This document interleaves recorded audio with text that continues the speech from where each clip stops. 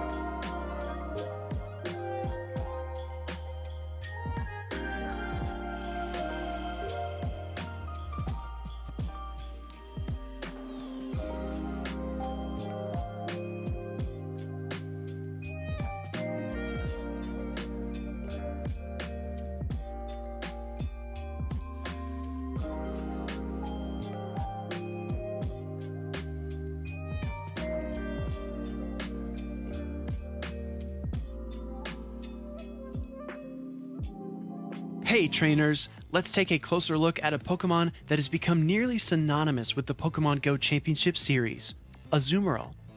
My name is Will Dunphy, and I'm going to walk you through how to best utilize Azumarill on your team.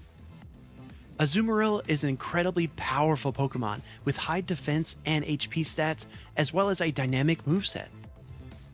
Azumarill's optimal fast attack is Bubble, and it has access to 3 versatile charge attacks: Ice Beam, Play Rough, and Hydro Pump.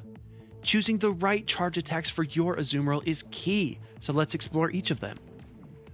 With Ice Beam, Azumarill gains a powerful coverage attack that helps it to deal super effective damage against grass and flying type Pokemon. Equipping your Azumarill with Play Rough can give it the edge against dark, fighting, and dragon type opponents. Play Rough is also enhanced by same type attack bonus due to Azumarill's fairy typing. Finally, Hydro Pump. Hydro Pump requires 75 energy, but it deals a whopping 130 base damage. Azumarill with Hydro Pump can defeat ground and fire type Pokemon with relative ease. Azumarill is a powerful Pokemon, but you'll need to build a team of 6 total Pokemon for a regional championship competition like this one. Azumarill, Sableye, Medicham, Shadow Walrein, Registeel, and Trevenant. This team protects Azumarill in several ways. For example, to combat grass-type Pokemon, Medicham can learn the charge attack Ice Punch. Shadow Walrein can use its powerful Community Day attacks Powder Snow and Icicle Spear. Registeel resists both grass and poison, while Trevenant resists grass and electric. Building a team of 6 for Pokemon Go PvP is a fun and challenging process, and beginning with a strong Pokemon like Azumarill is a great way to start. Azumarill's reliability and bulk make it consistently one of the strongest Pokemon in the Pokemon Go Championship Series. Keep watching to see if Azumarill can earn a spot on your team.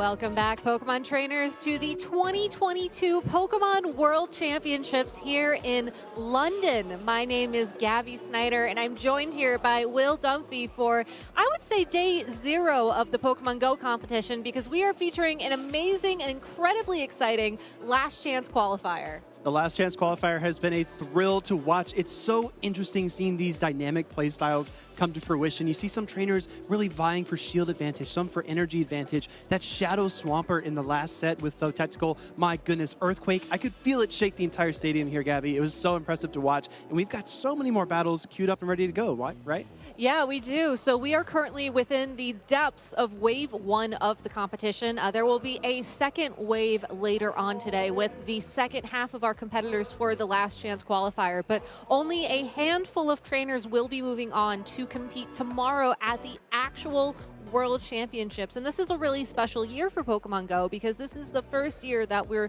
truly a part of the World Championships. And already it's been such an exciting part.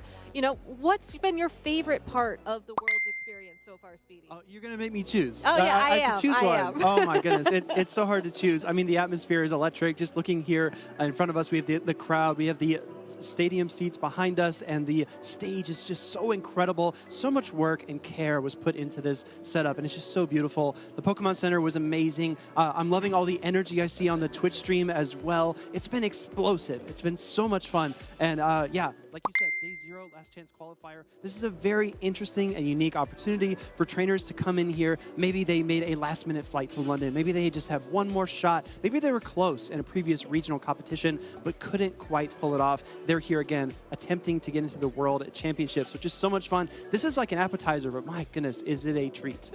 It's an appetizer, but it's like a full-size meal. You know, they're coming out with like the little bites, but maybe it's like a party platter where you have a little bit of everything. Yes. And you're sitting there like, yeah, I think this could be my full lunch or my full dinner for the day, but we are only just getting started. So we have 2 players currently getting ready to start competing for now, but for those of you who are just tuning into the stream, you know, make sure you keep an eye on Twitch chat, as I hear we're dropping some special research codes in chat throughout the stream today. You can redeem those and get access to some pretty cool rewards, and there's also that fantastic Go t-shirt as well that you can redeem this weekend. Exactly right. No matter where you live, no matter where you might play Pokemon Go, you can still be a part of this World Championship experience. I think that's just so vital, so key, because Pokemon Go, like we were saying at the top of the show, is a community-oriented game. You see these Pokemon on these players' teams like a Trevenant. Maybe that was a Phantom that you traded me, Gabby, and I bring it to the World Championships. Maybe it's an Obstagoon that I received from an egg from a trainer that lives halfway across the world. This is a community-oriented game, and we can all be a part of this World's experience. And then if you're physically here, make sure to spin those Pokestops, right? Because you get an exclusive t-shirt for that as well. Yeah, there's also some really amazingly themed Pokestops in the area. So if you are here in London, maybe just stepping out for a bit of lunch or a bit of a break, make sure to check out those Pokestops. Get the gifts that you can swap to your friends so that they can get some of those eggs and get in on that action as well. There's also some incredible spawns that we're seeing here. We're seeing a lot of the competitive Pokemon actually featured in the tournament today. Yes. Like, I've been here trying to get as many Sableye as I can so I can try and get some candy so that I can level up my own purified Sableye, like many of the competitors have already done. I'm just playing a little bit of catch up, which is what this event is for, and it's amazing. Exactly. If you play this event, you will probably emerge from here with a PvP ready team, which is just so important, because Pokemon Go, although it's been out for 6 years, maybe you're wondering what the end game is. Maybe you've caught all the Pokemon, your Pokedex is full, you have a sprite in every single slot, but maybe you're wondering what's next? What's the next challenge? And we're all challengers. We're always looking for that next mountain to conquer, so to speak. So if you build a player versus player team, bring on the Araquanids, the Obstagoons, the Shadow Venusaur from Though Tactical was so much cool. So much fun to watch. We see those Pokemon, you can put those onto your team, compete in the Go Battle League as well as at these regional internationals. Gabby, I just got word from production. I think we have some more battles coming up. I think we do. So why don't we take a look at the stage to see our next 2 competitors here at the Last Chance qualifier. And what's really special as well about this stage is it has that nice little bit of local flair. You know, you see that lovely Pikachu with the red and blue roses right there. These players are in the center of the stage, ready to go. There's the telephone booths. I believe we actually saw our host, Anna Prosser, emerge from one from the opening ceremonies, which was absolutely wild. But let's take a look at these trainers. As Metachams, shout out what your favorite Great League Pokemon is on the Twitch chat. And Gabby, take it away. There's some interesting picks here.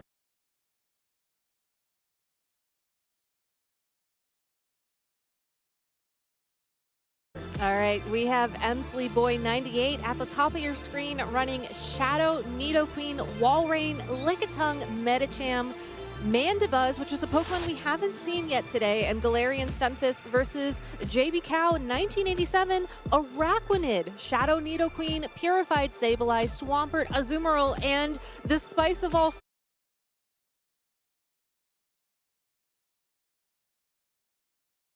spice, Shadow Snorlax. Again, a Pokemon that I don't think I've seen used in a competitive Great League, at least personally so far in this season. I know our co-caster, Tuo Butters, has to be kind of just really missing out on this matchup here because he loves that Shadow Snorlax. And if I could compare it to something else here in the meta, I'd say it's most similar to Lickitung. Where that Snorlax really differentiates itself is not only the Shadow, 20% bonus in terms of attack and 20% lacking defense, but also the superpower. The Charge Attack superpower is so critical. It can take away shields from Pokemon like the Walrein, like the Galarian Stunfisk, and even the normal types like Lickitung, because you do not want to take that super effective fighting type damage. So Snorlax, very versatile. A lot of these Pokemon with debuffing attacks, we tend to see in the lead. So I'm actually interested, Gabby, to see if the Snorlax makes an appearance in the lead, throws a superpower, throws a body slam, and then switches into another Pokemon to try to pivot out of that matchup.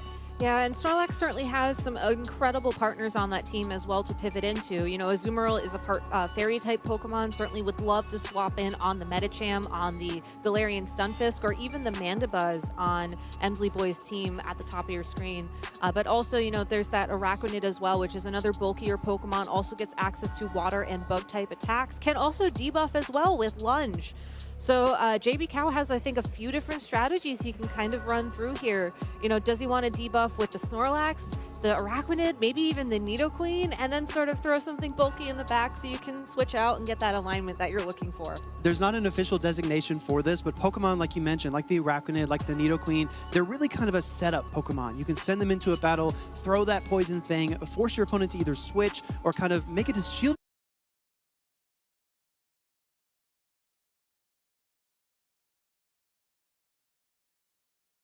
decision early on and then send in another Pokemon to clean up that matchup. So they are very, very versatile. And they put a lot of pressure on your opponent, especially late game. Once you get debuffed, you want to keep a second Pokemon on your roster that you can switch into to clear that debuff. Otherwise, you're fighting from a disadvantage in the closing moments of a match, which are the most critical most of the time. Looks like one of our trainers is locked in. The other one is getting queued up here. Let's see your predictions wherever you might be watching, who you think is going to take this game one. And Gabby, I think we are just about underway. Yeah, the players have shaken hands and they're ready to jump into this game one here. Azumarill versus the Mandibuzz already out on the field. That Mandibuzz at a significant disadvantage already. This is a tough flight for the Mandibuzz as it looks to switch into that Lickitung, a great pivot Pokemon. We do see it come out here with that nice Best Buddy badge. Azumarill going to stay in here for a little while. How do you feel about this positionally throwing the play rough here, Gabby? I think it's a great opportunity to get some chip damage down onto that Lickitung, so that way your Pokemon in the back will have a better opportunity to match up against it. But,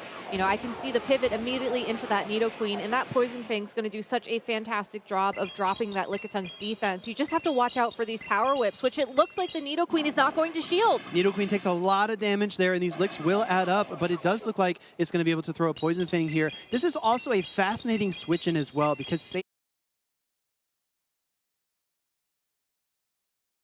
Sableye, not traditionally one of the strongest counters to Mandibuzz, but bringing the Nidoqueen in here is a team read from that right side trainer that there might be a threat in the back, and they're exactly right. Here comes a Body Slam. I don't think this one's quite enough, though. No, I think that JB Cow does opt to use a shield, but certainly did not have to there, as that Nidoqueen would have been able to hold on for the couple of attacks more needed to knock out that Lickitung, and that's the first Pokemon down.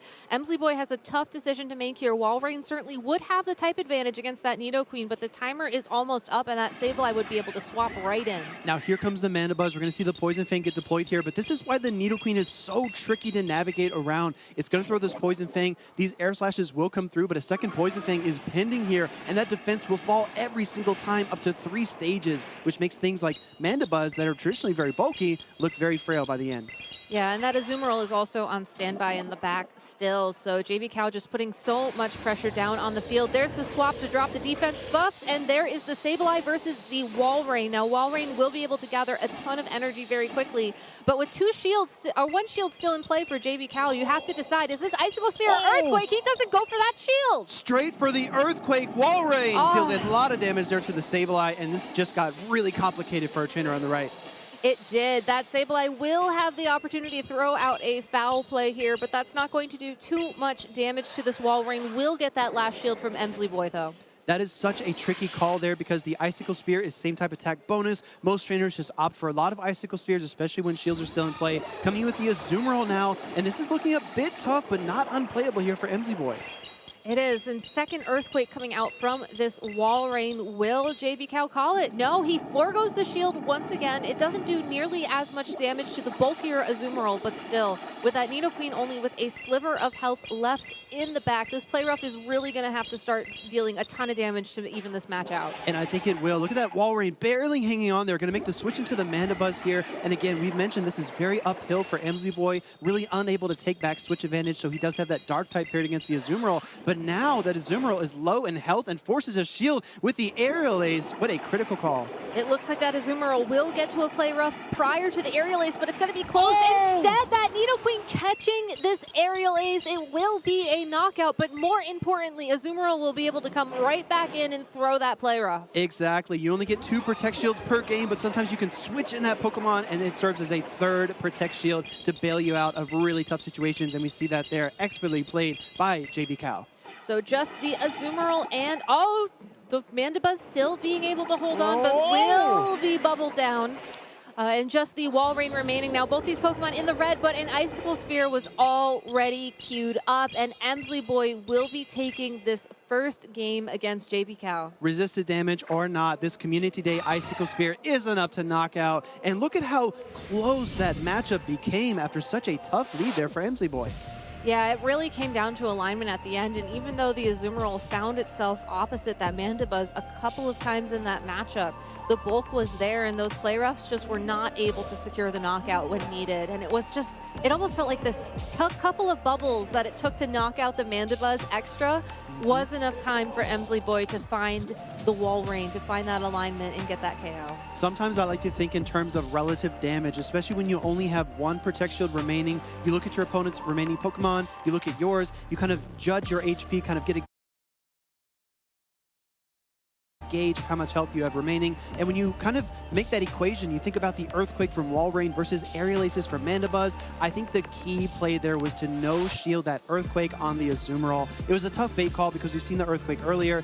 It's kind of a mind game as well. Does the trainer throw the Earthquake a second time? And he did. But if we shield up that Earthquake, Azumarill's much healthier going into that Mandibuzz matchup. So I think if there's one key moment, that'd probably be it.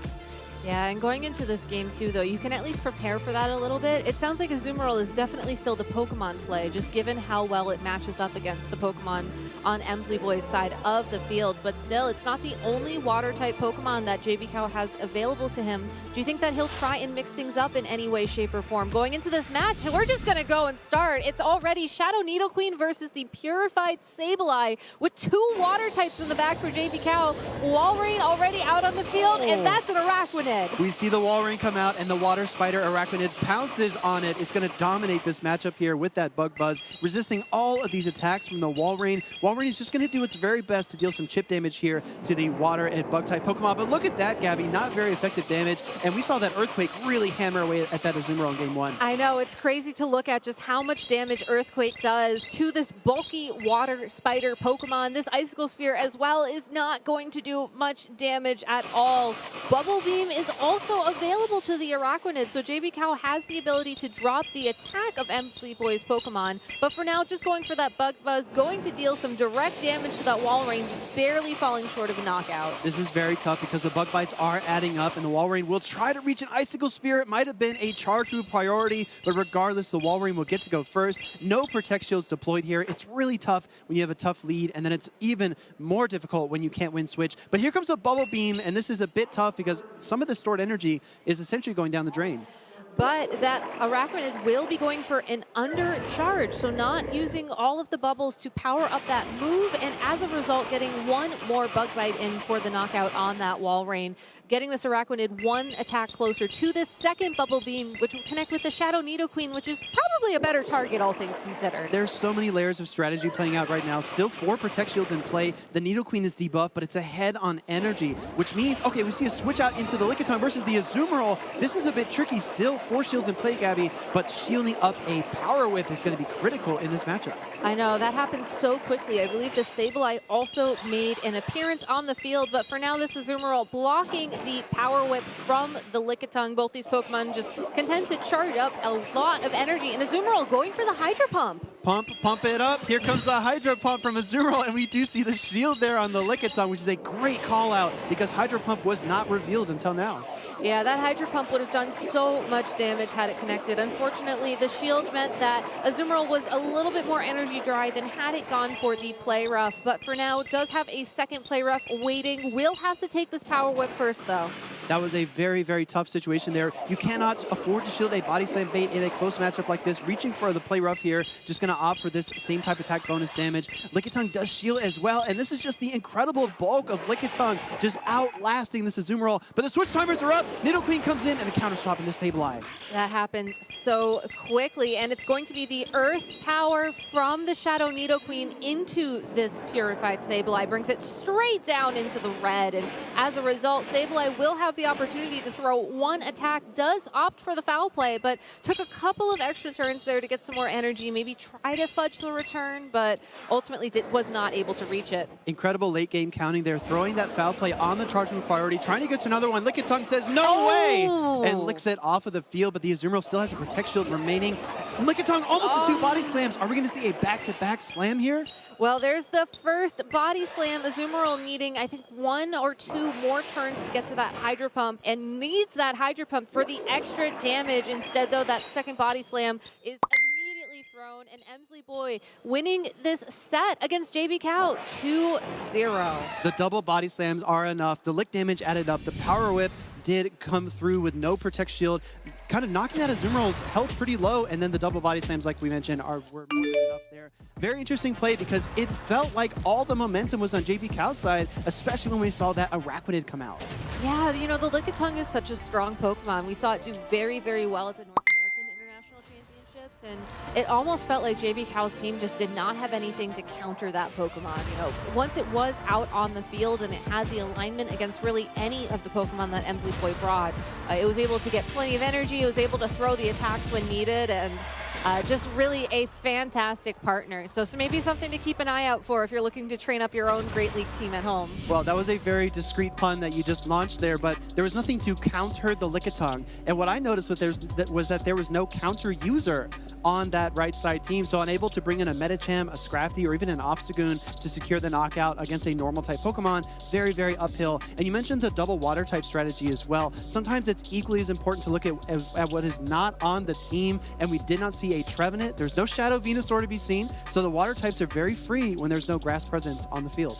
Yeah, but unfortunately, there's only so much those water-type Pokemon can do against Lickitung, but still a incredibly well-played match, and it just goes to show you as well how much of these games come down to matchups. You know, how much your 6 Pokemon have to cover against your opponent's 6 Pokemon. While it is impossible to counter everything in the metagame, as some of y'all may be aware from some of the other games that are featured here at the World Championships this weekend, you gotta do your best to cover all the bases. And without a fighting type Pokemon, or even a pseudo fighting type Pokemon, that Lickitung just reigns supreme. Whenever we talk about team building, I always think there are 2 sides of the coin, essentially. The first is building a balanced team, constructing a team that has very few weaknesses. Maybe you can cover each Pokemon with a counterpart like Trevenant, Walrein. But the second part is recognizing how your opponent is going to approach that team. Maybe you build in a key weakness. Maybe you don't bring a grass-type Pokemon expecting a lot of water types to appear on the field, and then you make a good read. Maybe you lead a Medicham, lead a neutral counter that can handle all those matchups. So we see this over and over. There's so many layers of the team composition,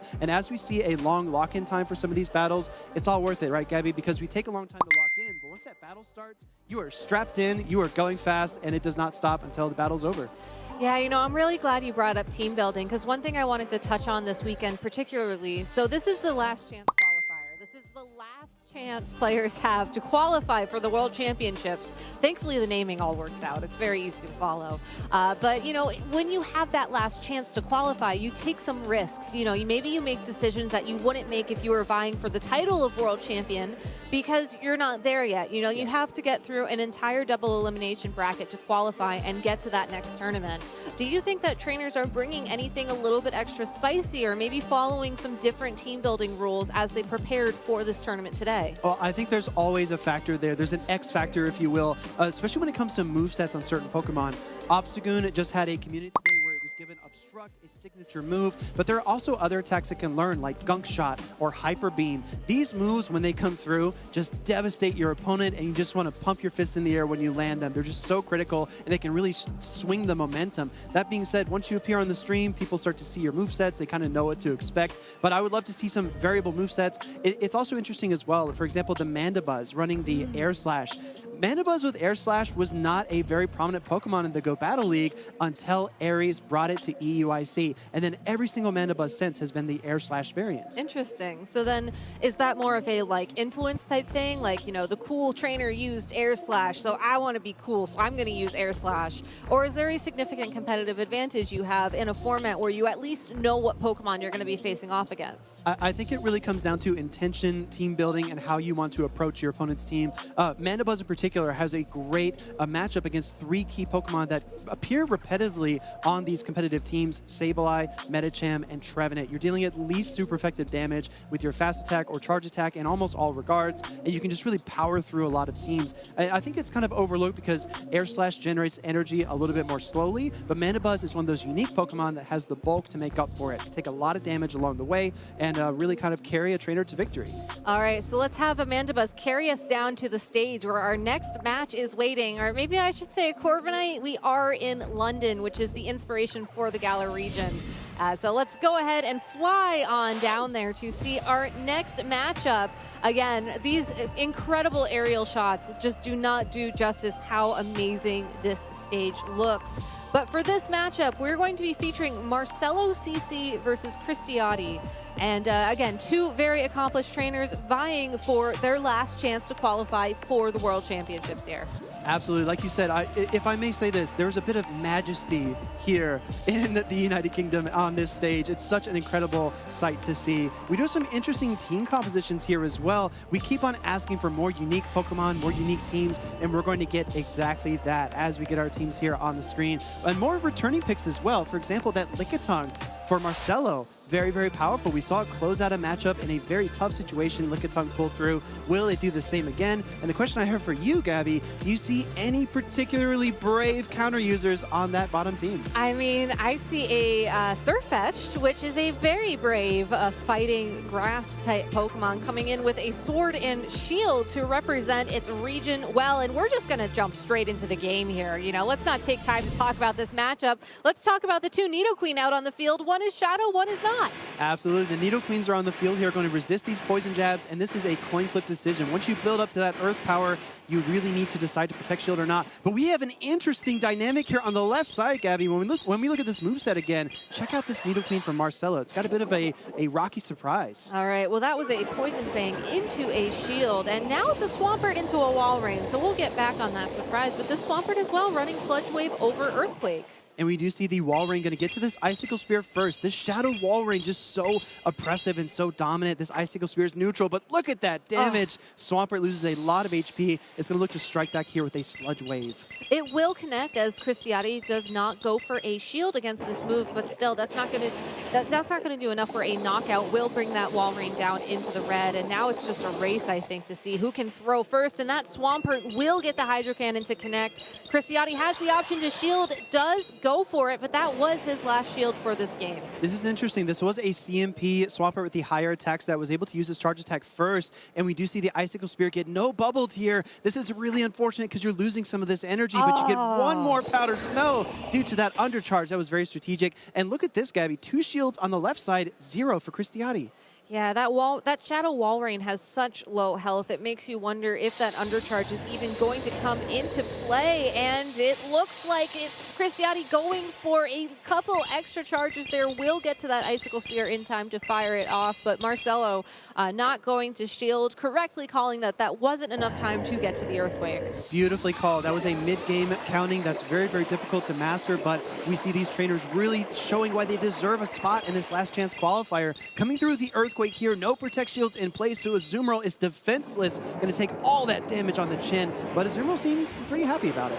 It does. I mean, Azumarill is able to tank that, and now the Shadow Nidoqueen coming in with a Poison Fang as well. That's going to be super effective damage and also start adding up those defensive drops. So it's possible that if this Ice Beam is not Protect Shield, that Nidoqueen should be able to fast move down the Azumarill, and it's not shielded. Fascinating. No shield there. Shadow Nidoqueen barely hangs on, looking for the switch in, and gets the Poison Jab down, resisted or not. The Nidoqueen got the job done, and here comes a Poison Fang.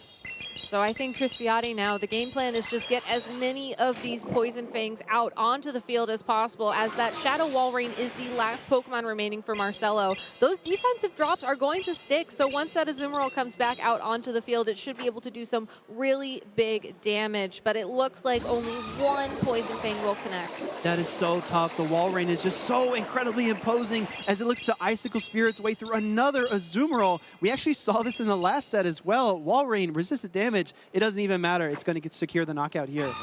Yeah, it's super interesting to see Walrein and Azumarill face off against each other in teams like this because they both sort of fill the same function. You know, different typing, but they're that bulky water-type Pokemon with an ice-type attack typically on teams. And we didn't get an opportunity to talk about this matchup earlier as the trainers were just ready to go, which I greatly appreciate. But, you know, going into this Game 2 situation, I'm curious if you could sort of talk us through, you know, the Shadow Nidoqueen versus the normal Nidoqueen. Like, how much of a difference is that going to make in this matchup, given that was the lead we saw in Game 1, and it felt like one trainer was forced to switch before the other? No, you're exactly right. I feel like that Shadow Nidoqueen is more offense-oriented. You're able to pile on a lot of damage, but you also need to protect it a little more stringently. A normal Nidoqueen can survive an Earth Power, and because you are dealing that resisted damage with the Poison Jabs, you can really hang on in that matchup. So the shield calls are a little less critical there for the regular Nidoqueen, but the Shadow Nidoqueen has to be very careful. I think the teams also tell us a lot about these trainers' personalities. We saw a lot of fast swaps here from our trainer on the left, trying to capitalize on momentum, bring in that second Pokemon, throw that charge attack, and really just kind of apply pressure. As you see, two fighting-type Pokemon on the field, we have the Medicham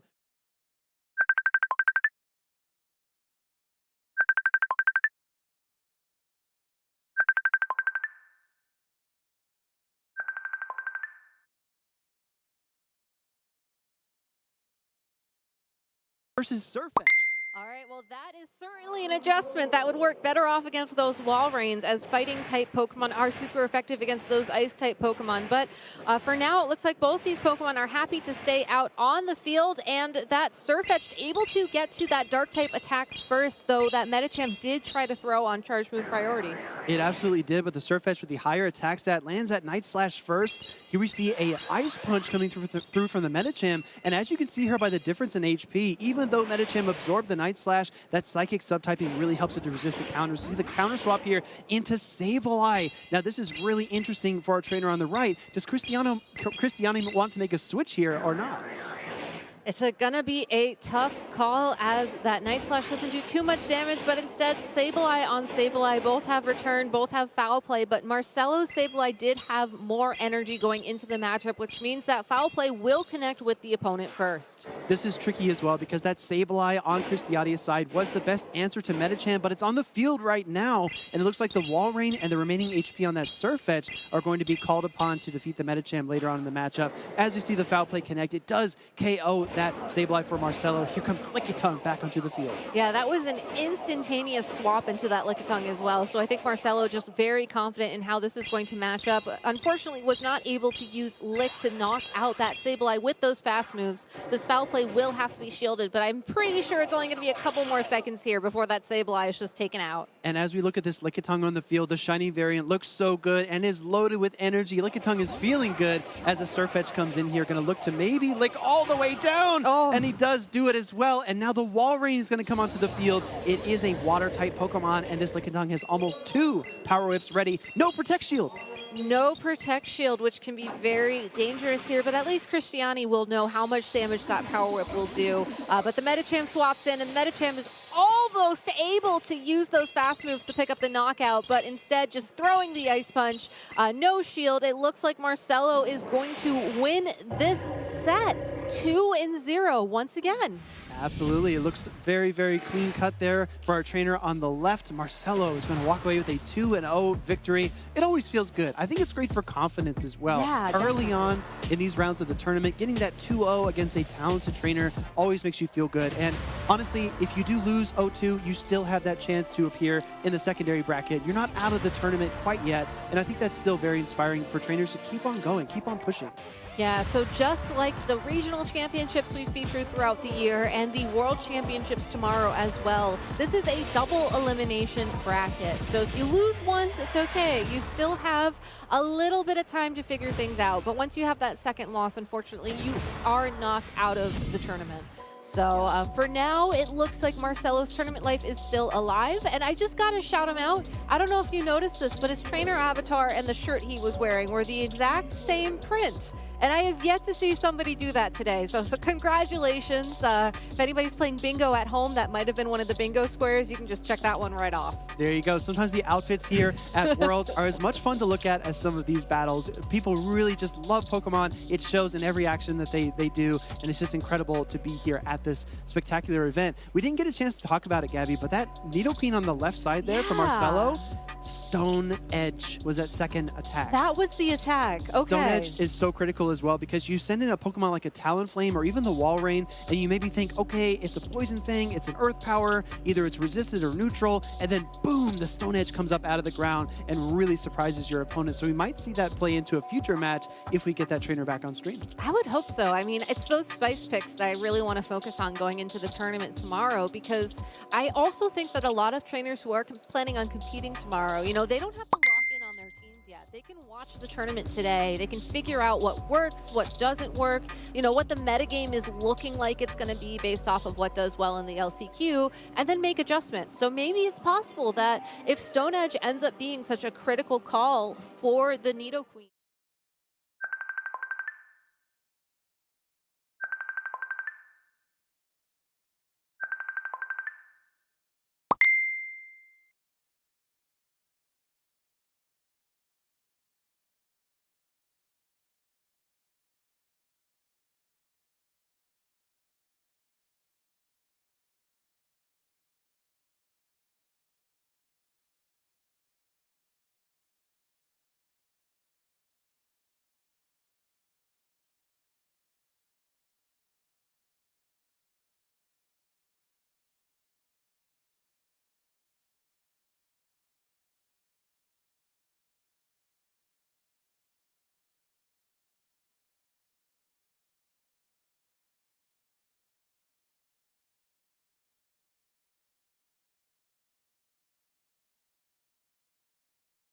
matchups that it has to face, if we're seeing a lot of Wall Rain or a lot of flying type Pokemon, that is something that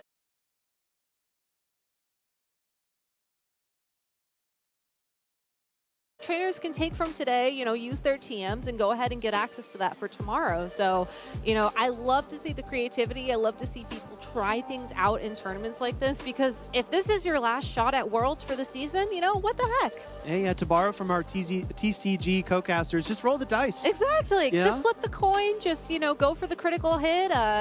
Go for the 50-50 if you're a VG player. I unfortunately don't know what the Unite thing to say is, but we'll have to ask them later. Maybe you go into the Zapdos fight and you just point flip. You know, you go with the Zapdos and you just try to secure that really important objective in the matchup. But I think these movesets are always going to be very interesting to see how they play out. And again, it adds a lot of pressure to your opponent and to yourself, because once you reveal that Stone Edge on the Nidoqueen, suddenly the mirror matchup is a lot more difficult because you can't land a super effective Earth Power. The Nidoqueen you're basically at its mercy in the mirror matchup. Yeah. So you have to adjust the rest of your team. Do you expect more ground Pokemon to appear? Do you expect a Swampert to make an appearance in the next set? Then you have to really kind of adjust and say, okay, I've shown, you know, my trump card, my trick card, if you will, and then you have to adjust from there. Yeah, it's certainly an interesting matchup to think through. And, you know, one thing that we're already seeing today is just how critical these mirror matchups are. You know, we've seen Nidoqueen versus Nidoqueen, Sableye versus Sableye, Trevenant versus Trevenant, I think we had maybe earlier on. Yeah, early on in the day. We have not had Walrein versus Walrein quite yet. Well, we will. We will. I promise you we will. We have to at some point. But, you know, having the opportunity for outs in those situations is definitely something that these trainers have to keep in mind.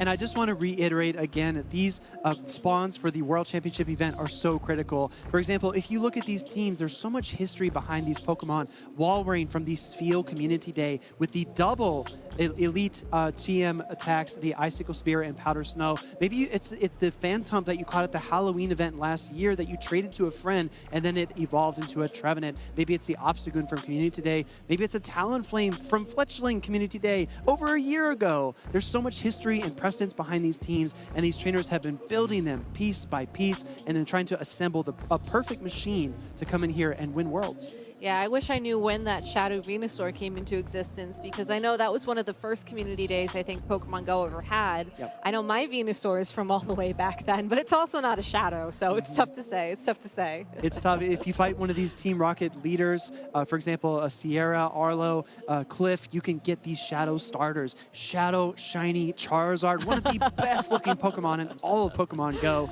And I think the Shadow variants are also another element of strategy that has really come into play. I'm sorry, if we're talking best-looking shinies, how can you look at Obstagoon and say anything but Obstagoon? I mean, we've already had a shiny Obstagoon on stream today. Thankfully, will we have more? I don't know, but let's go ahead and jump down to the stage and see the next two trainers that we're going to be featuring in today's matchups for this LCQ for Wave 1. All right, as we take a look at the stage here, again, like you said, Gabby, there's so much majesty here. And I just kind of anticipate as a competitor, you walk down into that stage and you sit in that chair and you look out and see the crowd. Maybe your hands are shaking a little bit. Maybe you're a little bit nervous, but you have to dial in. You have to trust yourself, use those mechanics that you've been working on for the past couple of years, perhaps, and just really play your absolute best. We have some interesting Pokemon showing up here on the teams as well. A lot of bulky Pokemon here for our trainer on the left in particular. Yeah, you know, I really want to talk about the trainer on the right, but let's start with the left, as this is going to be Adelian versus Tomahawk UK. Adelian will be on the left-hand side of your screen, and we'll be featuring some very classic picks. I think these are all Pokemon that we featured on stream so far today. Shadow Swampert, Arachnid, Registeel, Medicham, another amazing Lickitung, Best Buddy, shiny as well.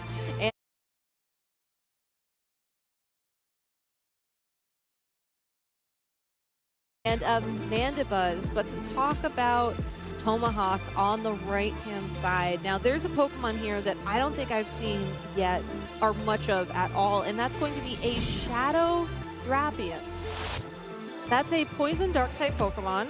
I would hope also gets access to maybe Poison Fang, kind of like how Nidoqueen works, but it's very different. It's very different. Yeah, that Shadow Drapion there, incredible pick. It's known for its fast-paced attacks. It actually runs a fast attack Poison Sting in most cases, which does a little bit less damage than Poison Jab, but it does generate energy very quickly. We're talking 5 Poison Stings to a Crunch, 6 Poison Stings to a Sludge Bomb, and with that Shadow variant the Drapion hits incredibly hard. I also want to ask chat, how many shinies do we have based between these two teams? What's the over-under here, Gabby? What do you think? I don't know. See, I feel like I get a little bit of a sneak peek. So if I had to guess without looking, I would say maybe 2. I think too, because, you know, a lot of these Pokemon here have not been featured in Community Days, which is when I have my best luck, all things considered. But I would love to see another shiny Lickitung because that yellow color just makes me so happy. It's absolutely gorgeous. Well, we might get some yellow sparkles here on the screen in just a moment, but this is very interesting as well as we look at the Steel-type Pokemon on these two teams, the Registeel from Adelian and the Galarian Stunfisk from Tomahawk. These two Pokemon are staples of the Great League meta due to their ability to resist Charm, and we see on the field the shinies are out in full force. We have Lickitung versus Galarian Stunfisk. Yeah, Galarian Stunfisk, one of those Pokemon that borrows from its Alolan counterpart for the shiny colors, but will not be borrowing in terms of moveset. Has Rock Slide, Earthquake, no electric attacks to be found. Lickitung will be throwing the first charged attack of this match. That is going to be a Power Whip, neutral damage into this Galarian Stunfisk, and shielding just on that last second. That is a very early Protect Shield there by the Galarian Stunfisk, and I want to emphasize as well, while these trainers are tapping away, doing these fast and charge attacks, they're thinking about what that back line will be from their opponent, and maybe recognizing that the Galarian Stunfisk needs HP in this matchup, and we do see the Registeel switch in to the Galarian Stunfisk. This is such a critical decision as we've seen Earthquake get fired off here. Yeah, typically Registeel stays away from ground-type Pokemon as it is weak to Earthquake, and had that connected, it would have done over half health of damage, but Tomahawk saving that Galarian Stunfisk for later, instead swapping in the Trevenant to take a resisted Zap Cannon. Will still drop its attack one stage though. And this is just the shocking power of that Registeel, debuffing that Trevenant, leaving it at half HP. Another charge attack will be enough to KO, but Trevenant is going to strike back here with the same type of attack bonus, Shadow Ball, and almost instant no shield by that Registeel from Adelian. That is an interesting call there, as one more Shadow Ball will do enough to knock it out, even with this additional attack debuff. As the Registeel is in the red, it barely has any health left. We do see the Registeel not dealing much damage there with the fast attack lock on. It really relies on its charge attacks to get any kind of damage to its opponent's HP, but it is standing strong here, waiting for the next Pokemon. In comes a Galarian Stunfisk as well. Very interesting read here. You could have brought in either Pokemon, looking to deliver a Rock Slide right here. That was so close. Tomahawk waiting until the last possible moment when that Registeel could have thrown the Focus Blast to throw this Rock Slide for the knockout, wanting to get every little bit of energy from that matchup. It's absolutely critical as well. When you have a fast attack like Mud Shot, you generate energy so quickly, and that's going to allow the Stunfisk to gather energy here. Now we see the swap into a Araquanid. Here comes the Shadow Swampert. They're looking to strike back, and this is pretty interesting, Gabby. When do you make this switch into Lickitung, or do you stay here? I don't know. I feel like you might have to stay just because this Swampert is going to put enough pressure on the field to force your opponent's last shield, but I don't think this Swampert will have the opportunity to get to an Earthquake, which is exactly why you do throw the switch here, and that Lickitung going straight for the body slam. And we do see a Araquanid. It's so imposing, so large on the screen, and it's going to bear down here on the Lickitung, probably going to deliver a Bug Buzz here, but it's not content with this energy, Gabby. It's got to gather some more. It wants to carry over energy into the next matchup. All right, that is 1.5 Bug Buzzes saved and 1 Bug Buzz spent to knock out this Lickitung. It is just going to be that Swampert left on Adelian's side of the field. Does get to an Earthquake, does get the attack to connect with that Araquanid, but will it be enough for the knockout? Swampert is the last hope here for Adelian. Needs to deliver a knockout and can't quite get it done. Looking for the Bug Buzz here. What a critical shield call. If this is Bubble Beam, this is a really, really tough uphill climb, and a great shield there.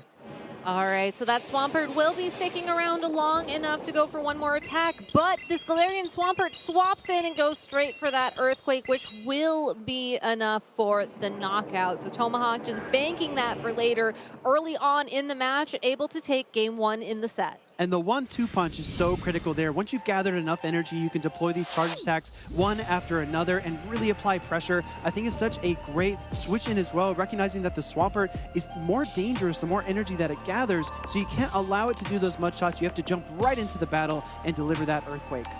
Yeah, so going into game 2, I mean, I think there has to be some adjustments on Adelian's side of the field. Being forced to swap in that Registeel in a disadvantageous situation did not feel great and felt like it was almost an over prediction. Like maybe thinking, okay, maybe just the Stunfisk is the ground type Pokemon and maybe it has enough chip damage down where a Focus Blast will be enough to knock it out, but got caught off guard. As a result, I don't think I would bring Registeel again, but I don't know what you're thinking, Will. Yeah, I think the Registeel is very powerful here, especially against the Araquanid and the Alolan Ninetales. But what's really applying pressure here from a team composition perspective, Adelian wants to bring that Medicham. I know he does. He wants to beat that Galarian Stunfisk. He wants to deal that neutral counter damage to Drapion, but there are 3 bodyguards there for that Galarian Stunfisk. Medicham really struggles against Araquanid, really tough matchup against Alolan Ninetales, and a really abysmal matchup against that Trevenant. So it's got a lot of protection built into this team, which really shores up like a safe, I guess, arrival of the Galarian Stunfisk in almost any matchup that Tomahawk wants to bring it. Yeah, so that's going to be something that both these trainers have to keep in mind as we're getting ready for this second game in the set.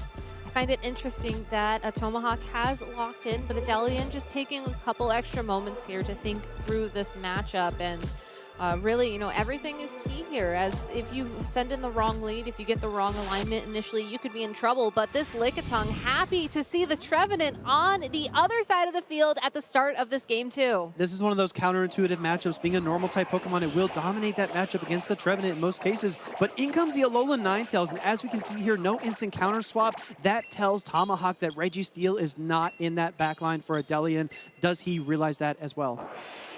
We'll see in a couple moments as this Body Slam will connect with the Alolan Ninetales. Shadow Swampert coming out onto the field next. Gets to the Hydro Cannon, but that Ninetales throws the Weather Ball at the same exact time. Will force the use of a shield from Adelian. This is such a tough situation positionally, because if that Shadow Swampert no shields that Weather Ball, it might get charmed all the way down and lose that matchup, and then switch advantage will be Tomahawk's to gain. But now looking to deliver a Hydro Cannon. Do we see a double down? We see a Protect Shield for the Alolan Ninetales. And look at these charms just applying pressure as another Hydro Cannon comes through. Yeah, that Swampert able to get to 2 Hydro Cannons very quickly thanks to just how much energy Mudshot will generate for that Pokemon, and also will use both of the shields for Tomahawk. So this Ninetales is in the red, does have a couple of charged moves available to it at this point. I believe it hit both the Weather Ball and the Psychic type charged move on its side of the field.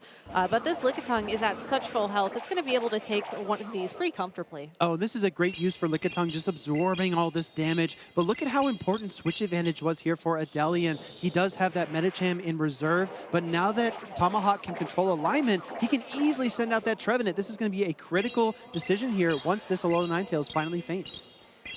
Weather Ball from the Alolan Ninetales will force the use of the last shield as Lick connects for the KO. Now it's the Galarian Stunfisk on the field to take a Power Whip from the Swampert, but more importantly in the back is that Medicham.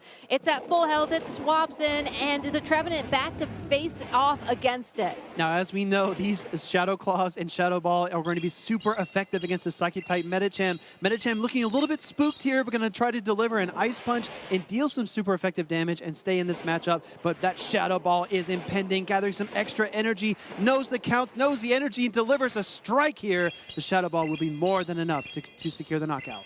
Definitely. This Trevenant, such a incredible Pokemon, like you mentioned, possibly from the Halloween events of yore, just doing an incredible job to pick up that knockout. And now this Power Whip will be enough to secure the knockout against the Lickitung. Tomahawk UK, again, winning this set 2-0. There have been so many 2-0 matches here today. And it's so tough because sometimes they feel very dominant, but if you really get into the granular aspects of these matchups, it could have gone either way. I think losing switch advantage for Adelian there was really tough.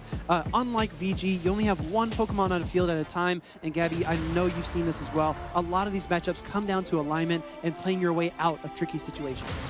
Yeah, and unfortunately for Adelian, the alignment just didn't seem to work out there, but a very well job done. Good, well job, all those words. It's all good and well. It's all good and well here at the World Championships, because even if you lose, you're still here. You're still in the hall playing on the stage with this incredible energy. The hall is absolutely buzzing with all these amazing matchups we have going on today, and we just have more and more coming along.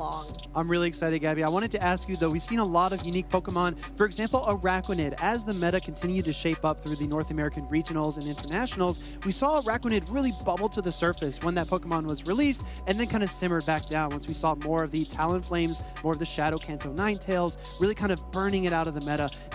What do you think of this resurgence of the Water Spider Araquanid? It's an interesting call to make. I mean, going into a tournament like this, having access to Bubble Beam and Lunge certainly will give you a team advantage that you otherwise would not have access to. You know, those attack drops are huge, and, you know, possibly could also be in response to maybe predicting more Obstagoon making an appearance, as it was just the Community Day Pokemon last weekend, I believe. But still, I think it is sort of in response to how the metagame has rotated. You know, maybe players made the call beforehand. Talonflame did really well. Kanto Ninetales did very well at the North American International Championships. I don't think it's going to be here at Worlds. You know, I think that we've seen it do its job. I think that it's time for the metagame to rotate, and as a result, I think we're seeing some great calls and some great plays from Araquanid, which, I mean, correct me if I'm wrong here. I feel like there was a lot of potential when it first was released, but because we were still in that, like, Talonflame, Ninetales sort of format, it didn't really get to shine, but yet here we are today. No, you're exactly right, especially the Vancouver regionals. The trainers there really turned up the heat. Lots of Talonflames, lots of the Kanto Ninetales, and lots of Shadow Alolan Marowak, which we have not seen yet today. I'd love to see that hit the field. I think Araquanid is so powerful, and I think trainers recognize, like you said, when it first arrived, this Pokemon has the potential to beat Swampert. It can beat the Walreins. It can beat the Obstagoons, just resisting the counters, dealing back that super effective Bug Bite over time. But the thing with Araquanid is that it doesn't hard win a lot of matchups. Every time it hits the field, the Bug Bites kind of chew away at a Pokemon, but it's a very slim margin of error there. If you make a wrong shield call, or if you throw too many Bubble Beams or not enough Bug Buzzes, it can be a tough matchup to win. So each of these Pokemon have a unique element, and these trainers really have to master these play styles and kind of switch up their team, make it diverse, maybe have those one-turn fast Bug Bites, maybe have a 5-turn Incinerate, kind of change up their fast attacks and charge attacks to remain dynamic and explosive. Yeah, I'm glad you mentioned play types too, because I feel like everybody has their own preferences. You know, when I play the video game series, I tend to like bulky, slow Pokemon. You know, I like sort of playing the mind games a bit more than some other people maybe favor. But in Pokemon Go, you know, yes, everything happens so fast, but you do have these different play styles. You know, you have the like super offensive leads to an immediate safe switch so that you can sort of take advantage of how that aligns and, you know, have that bulk sort of supporting you. You have the wait and see what my opponent does type play styles. And I'm curious, how would you classify your play style when playing in the Go Battle League? That's really interesting. I think some trainers really rely on certain aspects of their skill set. Maybe they look at team prediction as being their forte. For example, Ares at EUIC was able to predict so many teams. He knew how his opponent was going to respond, and he's able to craft a team to really beat the response. And the mind games can be so difficult. Some trainers don't like to rely on that. Maybe they're confident in their energy management. Maybe they think if I just get up with a shield advantage, 2-1, 2-0, if I get up in terms of shields, I can really just sweep through the rest of the team. We saw that earlier with Azuray's Trevenant, just triple shadow balling through the rest of the team. He knew the critical pivot point of that matchup was the shield advantage. For myself, I think it's important actually to change up your style, because if you always play for shield advantage, you always play for energy advantage, you tend to become predictable over time. Your opponent knows you're saving shields. They know you won't open with an aggressive lead, and that way they're able to hard counter you more easily. Gabby, you played a lot of Go Battle League as well. How would you categorize your style? See, I feel like my style is still offense first, defense later, because I feel like, especially as a newer player, you know, type advantage is something that I just fall back on a lot. You know, I see, okay, water type Pokemon, you're weak against grass type attacks. Let's send in that Venusaur. Or, you know, poison type Pokemon, got to get my Azumarill away, stuff like that. So I tend to sort of look at the field, say, okay, how do I handle this matchup? How do I handle the Pokemon that have been revealed in the back? And I sort of let the guessing game play out as it will. It does put me at a disadvantage, and I think that once I get more comfortable and once I'm able to, you know, see, okay, I know 2 Pokemon, this is the 3rd Pokemon, I'll be able to make more of those reads, but that's okay. You know, we're all still learning here.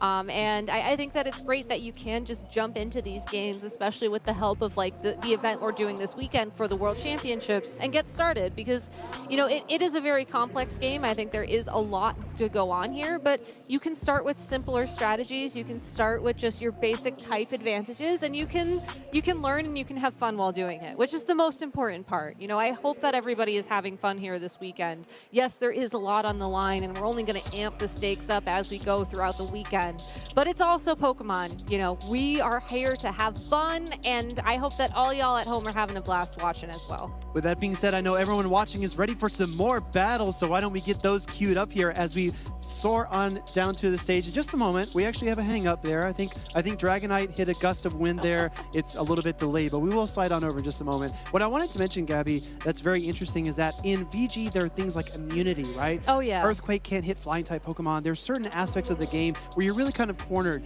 In Pokemon Go, where a lot of trainers fall short, is they rely a little bit too much on the typing advantages. Maybe they think, I'm just going to run Dark and Psychic together because their coverage is great, and then maybe a flexible third Pokemon. And while that strategy can be powerful, it's really important not to discount neutral damage and relative damage as you move through the matchup. The closest thing Pokemon Go has to immunity is triple resistance. It does not feel good to throw a Poison Fang into a Bastiodon, right? It does not help. It does not really feel good in the moment, but you can kind of play your way through that matchup, and you'll see time and time again, these Pokemon that dominate the Great League meta have a lot of neutral matchups. The Wall Rain, the Icicle Spear is not resisted by a lot of Pokemon, and the Earthquake is a great coverage move. Sableye, almost perfect typing, being Ghost and Dark. It's really only weak to the Charm, so we see Sableye so commonly here. And if you're struggling in your own Go Battle League matchups, maybe you can try to go a little more flexible. Maybe try to play with your energy a bit more and just loosen up on the typings. Yeah, the other thing, you mentioned how there's a little bit more flexibility, I think, in the video game, but I'm really glad you mentioned that, because the one thing that I always have to remind myself about is the switch timers. You know, a lot of times, especially when you are playing towards type advantages, you'll switch a Pokemon to get the type advantage, but then your opponent will counter switch, and the next thing you know, you are locked for those key 60 seconds. And I don't think we've seen that come into play too much today, as it felt like these trainers have been on top of their games, as they should be. This is the World Championships. Exactly. But it's so important to keep an eye on that timer. And a little trick that I've picked up that I'm sure you know, but I'm not sure all y'all at home know. You can actually use the knockout timer, so that 12 seconds you have after a Pokemon faints, to buy yourself some time to tick down the switch timer, which is normally 60 seconds. So if you see some trainers just like sitting on that screen, waiting until they see 2 or 1 second left, it's probably because they're trying to make it so they can switch just those seconds sooner. Exactly right. In Pokemon Go, a turn is just a half second, so maximizing every single moment of a battle is absolutely critical. That's a great tip to manipulate the switch clock and get back into alignment where you want to be. I just got word as well, Gabby. I think Dragonite has made its arrival. We're going to ride that Dragon Flying type Pokemon all the way down to center stage. All right, it looks like we're getting queued up here. Again, I love these camera pan-ins. This is Dragonite's point of view, if I may say, as we look upon this main stage. 2 incredible battlers getting queued up here as well. Again, a reminder to everyone watching at home, this is our last chance qualifier. The top trainers from this competition will be able to compete in Worlds starting tomorrow. But we have a familiar face here, a content creator on the left side, and then a trainer in opposition on the right. You were mentioning that Dragonite might have hit a gust of wind. I feel like it might have actually hit a bit of a rainstorm, or possibly even a hurricane, with that Pelipper out there on the table. But for now, this is going to be Inadequance versus Bestia Max. And Pelipper, really, I think the signature Pokemon of Inadequance. I don't think he's bringing it today. I just have a hunch, but it's there supporting its trainer, just as you would hope your best buddy would do. And we love to see Pelipper on the field. It's one of those Pokemon that, as the seasons go on, some moves get buffed and nerfed, and we do see the Weather Ball kind of losing a bit of its luster after a meta adjustment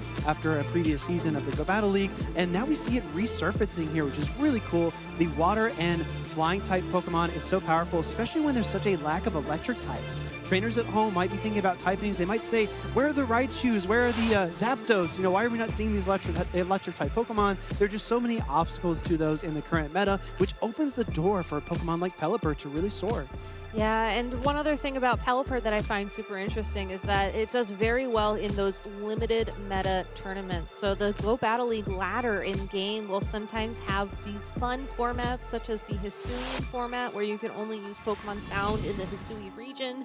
And Pelipper just seems to really take a shine there. For these trainers, though, we're going to be seeing some familiar faces shining in this matchup. Inadequance running Swampert, Medicham, Alolan Ninetales, Lickitung, Galarian, Galarian, Stunfisk, and Shadow Venusaur once again versus Bestia Max's team of Walrein, Araquanid, Swampert, Registeel, Shadow Kanto Ninetales, and a Sableye. These two teams are fascinating to look at. We saw that Shadow Venusaur utilized by Tho Tactical. So if you were watching earlier on in the stream, maybe you have an idea of how that Pokemon plays, what kind of damage it receives from opponents, and how threatening the Frenzy Plants and Sludge Bombs are. A lot of Pokemon, even if they take just neutral damage from a Frenzy Plant, will shield up that attack because it is so devastating. So will we see that Shadow Venusaur hit the field here? What do you think? I mean, there's a Steel type and a Fire type Pokemon there for Bestia Max. It's hard. I think that if you can guarantee yourself the alignment, you certainly bring it, as the Araquanid and the Swampert make a fantastic core on Bestia Max's side of the field. But in order to guarantee that alignment, you really have to have your matchup locked against the Registeel and the Shadow Kanto Ninetales. And the only way I see Inadequance pulling that off would be like a Swampert Medicham Shadow Venusaur line, which doesn't feel comfy. Like, that definitely feels a little bit risky as Medicham. I feel like you just need something there that's a little bit more bulky.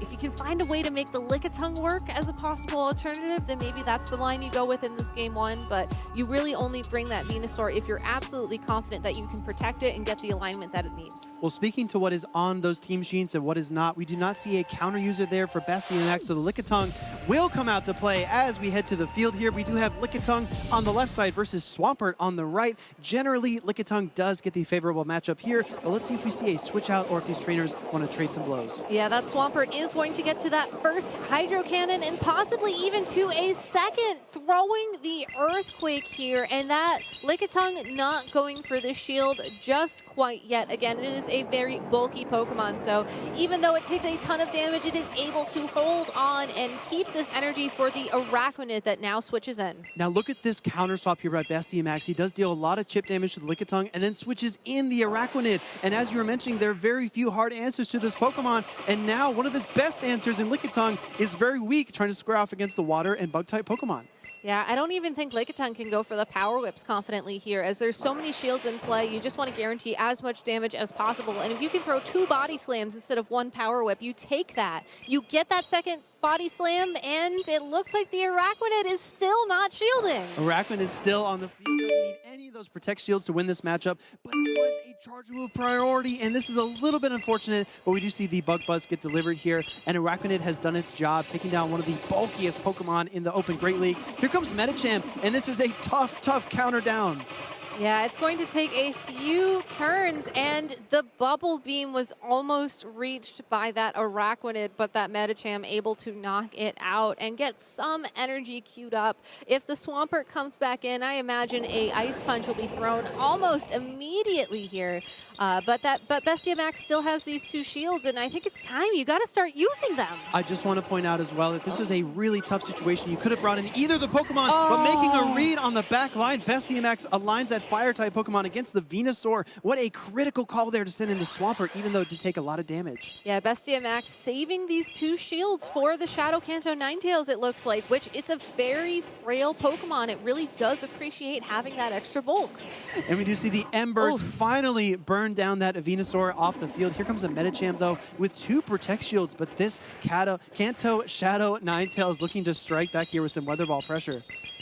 It's going to take a couple of Weather Balls, that Medicham waiting until the last second to throw that shield. We have Ice Punch and Psychic of the moves of choice here.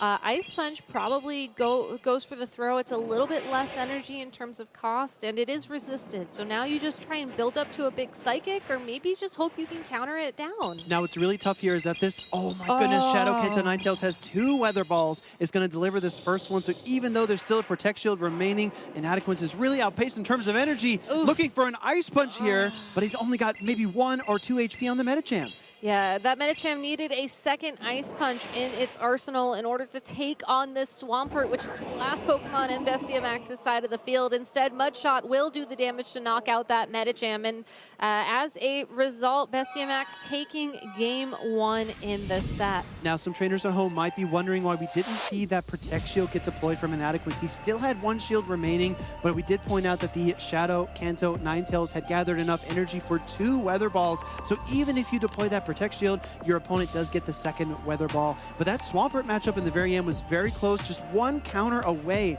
from being KO'd. And I think that's a testament to the skill of these trainers as well. I mean, you saw that alignment in the third matchup of the Shadow Venusaur versus Shadow Kanto Ninetales. Very, very uphill, but Inadequate's still making that matchup quite close. Yeah, and going into this game, too, I'm very curious what the adjustments will be, as it felt like Lickitung and Venusaur were really quite comfortable in that matchup. Again, that Medicham, it's such a cool Pokemon. It gets access to great typing, and certainly would have been an incredible call had that Registeel made an appearance, but it did not. And as a result, the Medicham really kind of struggled to bring the win home. I feel like this is the adjustment you have to make. If your opponent adjusts to Registeel, you call that, you bring the Medicham again, but you have to acknowledge that now in this team preview phase. You know, you have to look at how that match played out and just ask yourself, will my opponent adjust? Will my opponent bring Registeel? No, you're exactly right. And we see kind of fail-safes and variability built into these teams of 6, baked into their DNA. We do see that Registeel and the Shadow Kanto Ninetales versus that Alola Ninetales and the Venusaur on the opposing side. You basically have two choices. And I think Inadequate's, again, calling out the Registeel, wanting to see it, did not get his wish, instead got the Shadow Kanto Ninetales. So like you just mentioned, Gabby, I think the adjustment here is critical. Do you think your opponent will change things up? Are they comfortable where they are? Will they run the same team? Because that's always an option too. Just run the same team 2 games in a row. I don't know. It's a tough call to make, and especially at a critical tournament like this last chance qualifier where your world's invite is on the line. You really have to be careful with these calls, and I think that Registeel is such an interesting Pokemon to look at on this team because the pressure that it applies, it isn't just because of Zap Cannon, isn't just because of Focus Blast. Just seeing it in team preview is enough to alter the Pokemon that you bring to a matchup, and that gives you an advantage in its own way. It does, absolutely. The Iron Pokemon is very visible, and it does stand out on the team composition. But we are getting queued up here. Our trainers are locked in and ready to go. Tournament life on the line. We see the Lickitung into that Araquanid matchup. All right, it looks like Inadequate's brought the same 3 Pokemon as the last matchup. The only adjustment is going to be on Bestiamax's side of the field, but it's not the Registeel. Again, bringing enough pressure on its own. Before we get to that adjustment, though, this Lickitung is going to start throwing these body slams to try and whittle down the Araquanid's health to try and get it within range of a KO from the Pokemon in the back of Inadequate's side of the field. We've seen Araquanid be so powerful. It can get the better of the Lickitung here, but it needs to land this Bug Buzz. This is a critical call by Inadequate's, and he does shield. Does a defense drop occur, though? No, it does not. Lickitung is in the clear, looking to deliver another attack, but here comes a switch in to Wall Rain, and we see a slow switch there into the Medicham. How do you feel about this counter swap? Yeah, Inadequate's, I think, finally finding a favorable alignment for this Medicham, as these quick attacks will be doing super effective damage, but Bestiamax throwing an Earthquake here that is unshielded. That does so much damage. Inadequate's will have the opportunity to throw a charge move here, but has to go for the Psychic. Bestiamax still has 2 shields, and if he doesn't go for a shield here, that's going to be a knockout, but will give him the opportunity to try and realign. That's an interesting metagame play there as well. Going for the Psychic when that Wall Rain is just outside of Ice Punch range and does deliver the knockout. Here comes the Araquanid, though, deciding to no Protect Shield this Bubble Beam. I think a couple more Bug Bites will be needed to KO, but Medicham might just get to the Psychic, and it claps its hands here in just a moment to deliver a strike to this Araquanid. Yeah, even though its attack has been lowered 1 stage, Psychic is such a powerful move. That is a guaranteed knockout onto that Araquanid, and now Swampert is the last Pokemon standing for Bestiamax. And look who's waiting in the back of Inadequate's party. That is going to be the Shadow Venusaur, and this is just a great lineup here for him. This is really difficult here. We do see that Protect Shield just shoring up the win, and we're going to see a unique circumstance here as well.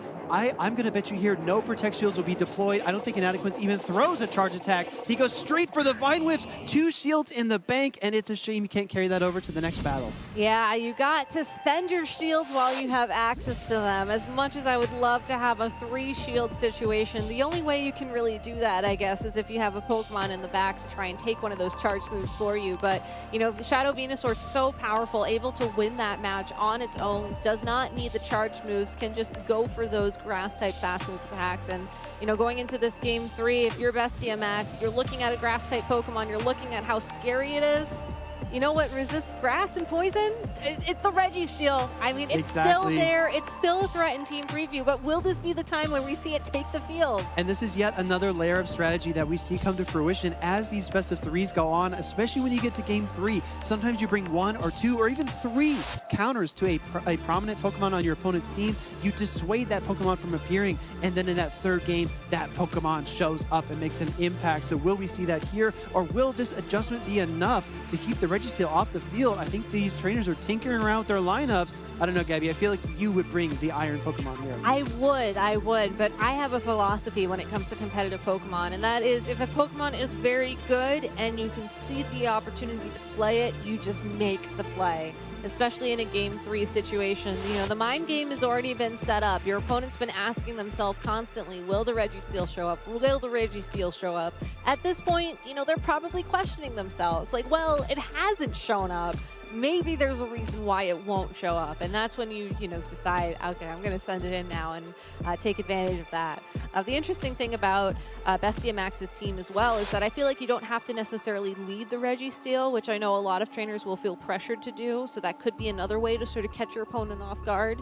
You know, you bring it, but you don't even lead it. You don't show it until the last possible second, or possibly after your opponent's already switched and locked into a favorable matchup for a considerable period of time. And then it's Registeel time, baby. There it is. And we did see that Shadow Kanto Ninetales really dominate the matchup against Shadow Venusaur in game 1, kind of trying to scare it off the field. And then we saw the double down on that Shadow Swampert in game 2, and it did not pay off because Venusaur was not going anywhere, came in at game 2 and was able to secure the knockout. So again, these trainers trying to decide, should I stay, should I go, what should I bring to the battlefield here? It's a very tricky situation to be in for sure. One of our trainers is certain, though, they have already locked in their team, and some final adjustments here on the right. Again, I want to emphasize these trainers will take some time to think things over. They think, if I lead this Pokemon and I encounter Registeel, what do I switch to? How do I play out the matchup? Do I gather some energy and then switch? Do I kind of stay in that matchup? How do I adjust and respond to whatever lead I might see? So we see kind of the game being played out mentally before it even starts. Do you want a fun science fact while we're waiting for these trainers to get started? Sure. From the time it takes you to think something to the time that it takes for your body to react, it's about half a second.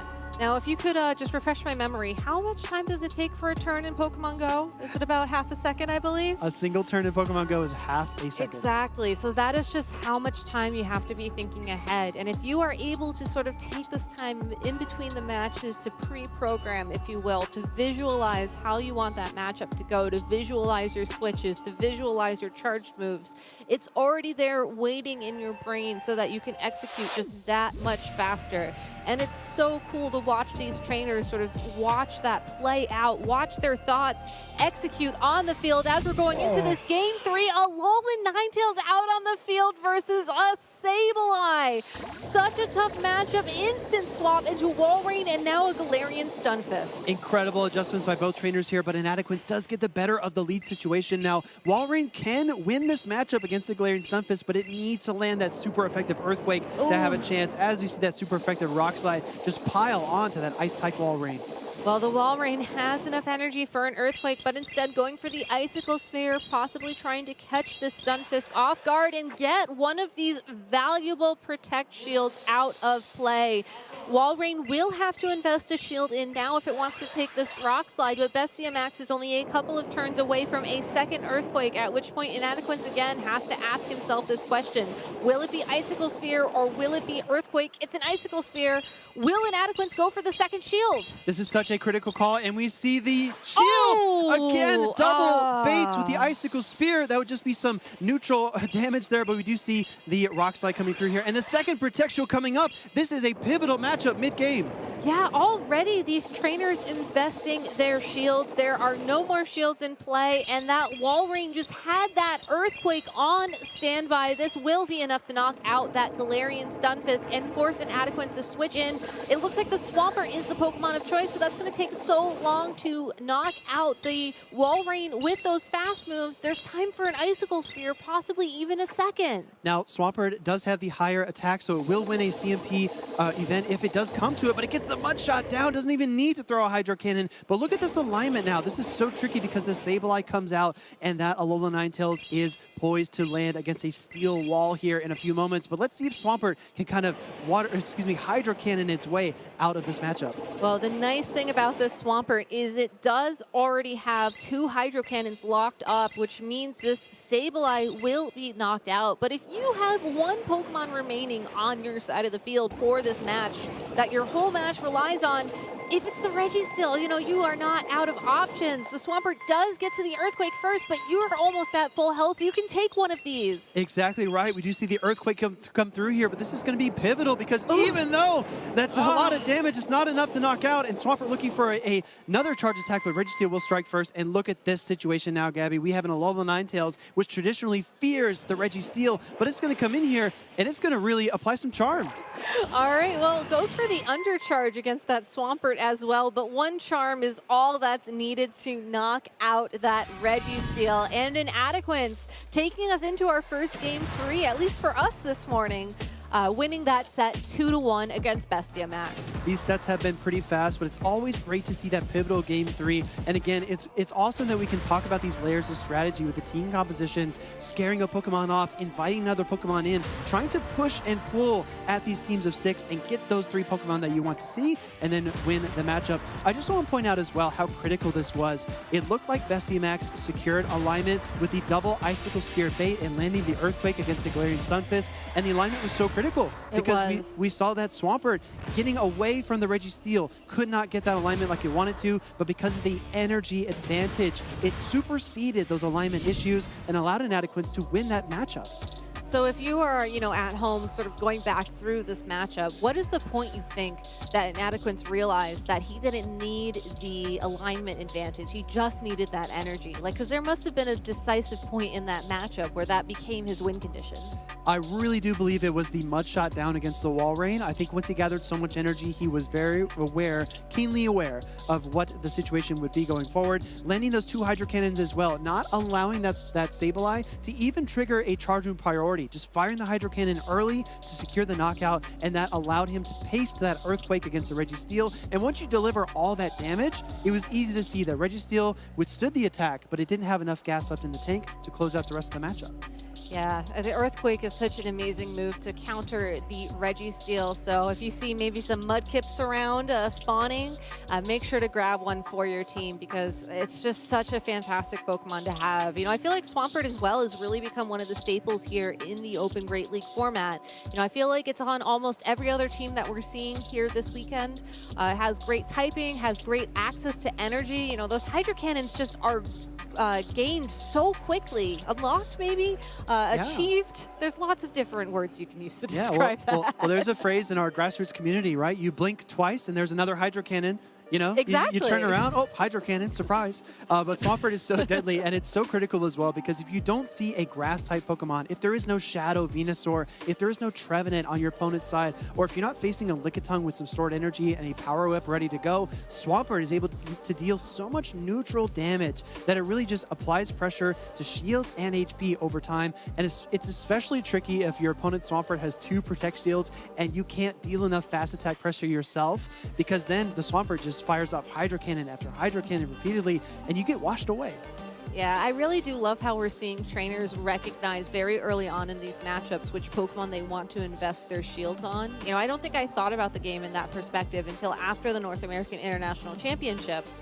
But if you have a Pokemon that you know is going to be pivotal in your matchup against your opponent, you know, just sort of recognizing, okay, I need these 2 shields for this Pokemon specifically, really can make or break your matchup. And, you know, you just mentioned Swampert getting that shield investment. I feel like Ninetales, both the Alolan and the Cantonian variants, is another common Pokemon to have those shield investments. I think we also saw Venusaur get a couple of shields here today so far. Just, you know, making that call, recognizing what Pokemon has the maximum number of win conditions against your opponent and then protecting it is so, so important. Exactly right. And when you think of these Pokemon that you like to give 2 Protect Shields to, some Pokemon are more favorable, more manageable than others. For example, Registeel is hard to give 2 Protect Shields to because it does take that super effective damage from a lot of different typings, and it also can't deal any fast attack pressure. So if you have a neutral Pokemon like a Sableye, you can really power through a lot of matchups. And if you visualize the energy from your opponent, it's almost like a frequency where you see the intersections coming in. You're going to get a Hydro Cannon, and then you're going to get a Frenzy Plant, and sometimes they align, and you can play with that alignment. And kind of, again, with neutral play, you can work your way through matchups that might not appear clean-cut on paper when you encounter them. Well, we have another matchup ready to go down on stage. So let's go ahead and take a look at our next 2 players who will be competing here in the last chance qualifier for Pokemon Go at the 2022 World Championships. We are once again zooming down onto the stage thanks to our friends Dragonite, Corviknight. Insert your favorite flying type Pokemon here. They're all included here this weekend. And I cannot wait to see this matchup play out, as it looks like we have some pretty interesting teams lined up and ready to go from these trainers.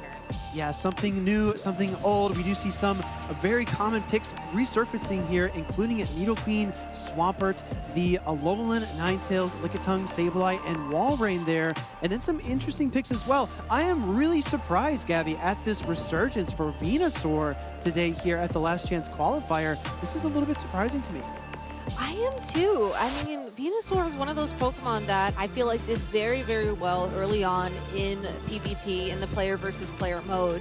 You know, my go-to team is always Azumarill, Venusaur, Altaria because it was also my first team, and it just gels with me. And to see so many Venusaur here, especially of the Shadow variant, is also very surprising. You know, it's a very powerful Pokemon. I feel like, you know, Frenzy Plant, Hydro Cannon, those are all similar style moves where they're very easy to get to. They're also very, very powerful in the video games. They actually are basically all the same move, just different types. So to see them do very well here is interesting to note. But for now, let's take a note of the teams. This is going to be Youngkiss versus Jackrow 92. Young on the top of your screen has the Shadow Nidoqueen, Swampert, Alolan Ninetales, Lickitung, Purified Sableye, and that Walrein versus Jackrow with the Galarian Stunfisk, Shadow Venusaur, Shadow Swampert, Shadow Walrein, Purified Sableye, and an Alolan Ninetales. Shadow Pokemon, how about make it 3? And these are 2 starter Pokemon as well, as we do see the Venusaur and Swampert appearing there on the screen. This is a very interesting matchup as well. You think of Shadow Pokemon as being a little more offense-oriented, and we've seen these Shadow Pokemon show up time and time again, but it also affects these matchups quite critically. Maybe you can't absorb a second foul play from a Sableye, for example, if you are a Shadow Walrein. Maybe you can if you're the regular Walrein. So these trainers know how these matchups are going to go, and they try to put themselves in positions to succeed. What critical Pokemon do you think will appear for both of these trainers? I gotta say the Swampert is going to come to play. You know, I have to agree with you. I think the Swampert as well from both these trainers, and then the Lickitung and the Shadow Venusaur, the grass-type Pokemon, if you will also be key to feature in this matchup.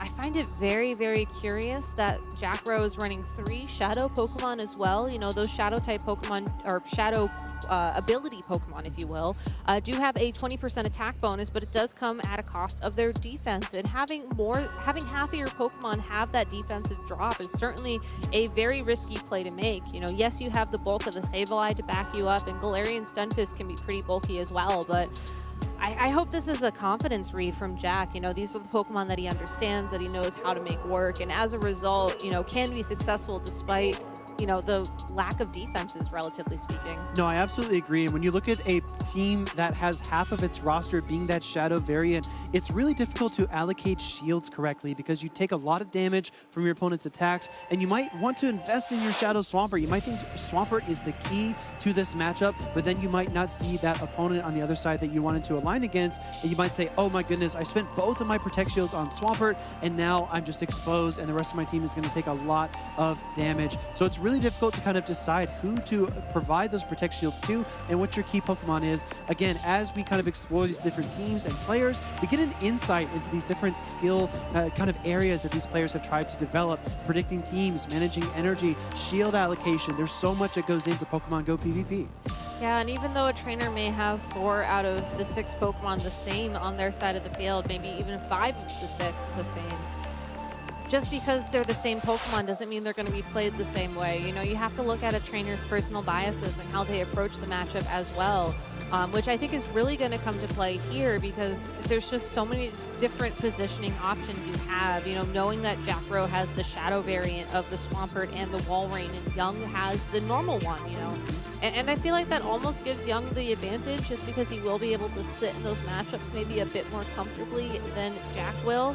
And, you know, when I think about Swampert and Walrein as well, you know, I feel like if they're in a mirror situation, you know, Shadow Swampert versus Swampert, Shadow Walrein versus Walrein, they're not really able to hit each other too hard. And as a result, you know, I feel like the Shadow is just a bit of a disadvantage. I would absolutely agree. I think it definitely kind of puts you in a position to know your matchups a little more intricately, maybe kind of anticipate bait moves or the Earthquake more carefully as well. And I want to talk about the team composition here in a moment. I have another point to make, but we are already headed to the field for some battles. So let's go ahead and take a look. We have Walrein hitting the field versus the Shadow Swampert. Traditionally, this is a tough matchup for the Swampert. Do we see a switch out? I think you have to go for a switch out. Maybe try to get to that Hydro Cannon first, as you should reach it just as your opponent gets to the Icicle Sphere. But unfortunately, this Swampert unable to switch out. Possibly went for the charge move priority there with the Hydro Cannon. Will go for the first shield from Jack's side of the field.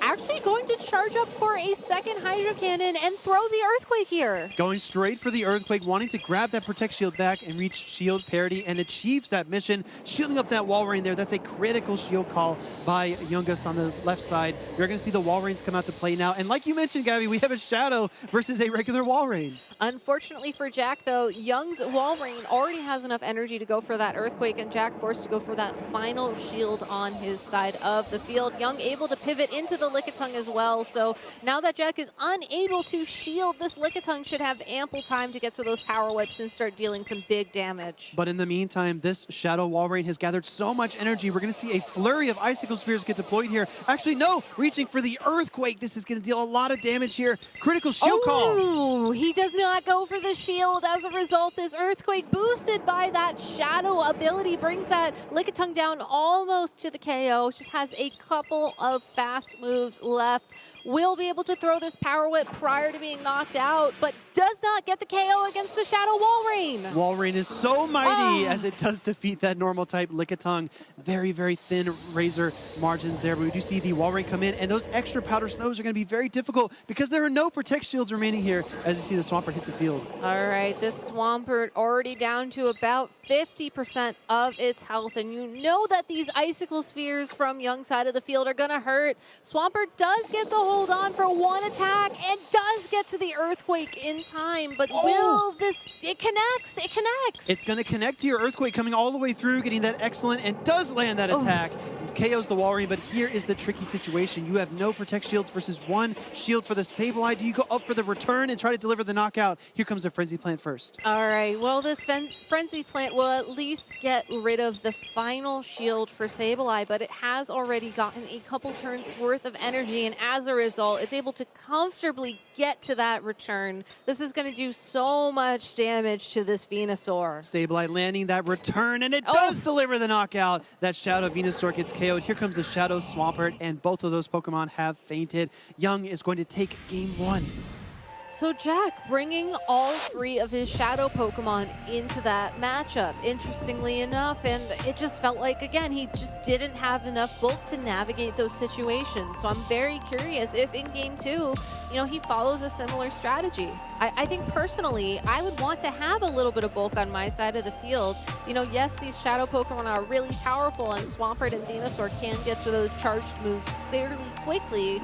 But if your opponent has the Lickitung, has their own Walrein, and the Sableye as well, that's just so tough to find the advantage against. No, speaking of finding the advantage, the team composition point that I wanted to make was that this Alola Ninetales here on the left side, it looks pretty free and clear because the hardest counter here is that Venusaur. But you look at that Walrein, you look at that Nidoqueen on the opposing side, it's got a lot of obstacles to overcome to come out into the field. I think the Alola Ninetales can make a great appearance here, as it does deal a lot of neutral or super effective damage in the case of Sableye.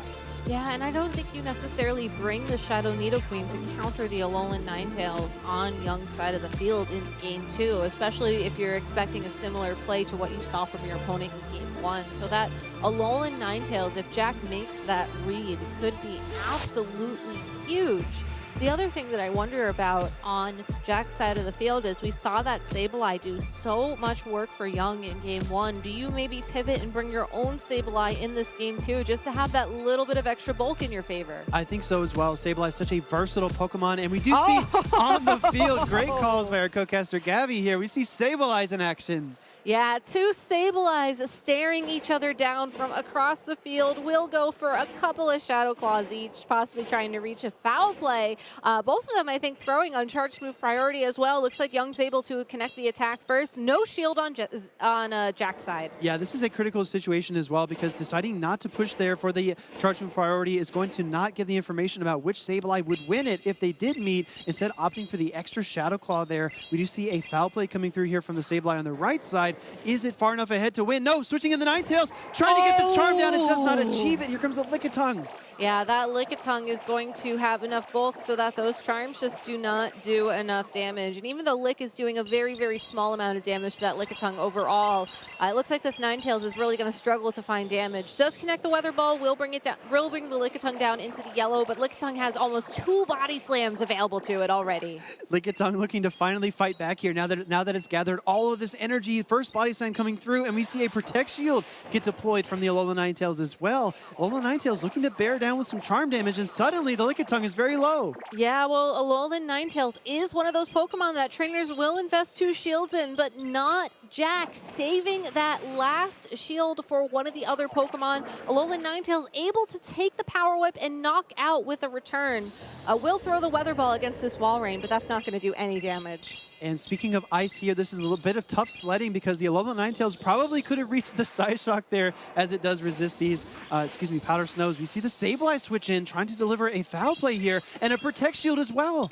So that's great that it got a shield from Young's side of the field, but still, this Sableye was at such low health. This feels like free energy for the Wall Rain. Exactly right. Wall Rain is able to consume that Sableye with the Powder Snows, and now it's loaded up on energy. Still a reserve Sableye in the back that could serve as a potential third shield if it's switched in at the right moment to absorb a charge attack. Here comes the Shadow Wall Rain. This is a bit tough because you're so far behind in terms of energy. Yeah, and it looks like Young going for the Earthquake, but Jack not shielding the Earthquake. That's going to do a big amount of damage. And even though Jack should be able to get to the Earthquake on his side of the field, Young does still have a Protect Shield available to him, and he'll go ahead and use it, giving his Wall Rain once again the advantage in this Shadow versus non-Shadow matchup. Energy advantage with HP advantage and shield advantage. All 3 of the major advantages here for that Wall Rain on the left, as that final Protect Shield does get baited away by the Icicle Spear. Still a chance to catch an attack though, and doesn't get it done. Alolan Ninetales gets Powdered Snow all the way off the field. Yeah, that Alolan Ninetales just taking the field a second too soon. Now this Earthquake is going to be able to connect to that Shadow Wall Rain, pick up the KO, and Young moving on 2-0 in this tournament on wave 1 of the bracket. Young, but very consistent there. I think incredible plays there to continually apply pressure to his opponent with the Earthquakes. Again, Jack trying to make some calls. Maybe my opponent will choose to throw an Icicle Spear. Maybe I shouldn't use a Protect Shield here, but does not get the calls correct. And all that Earthquake damage finally adds up to a KO and a win.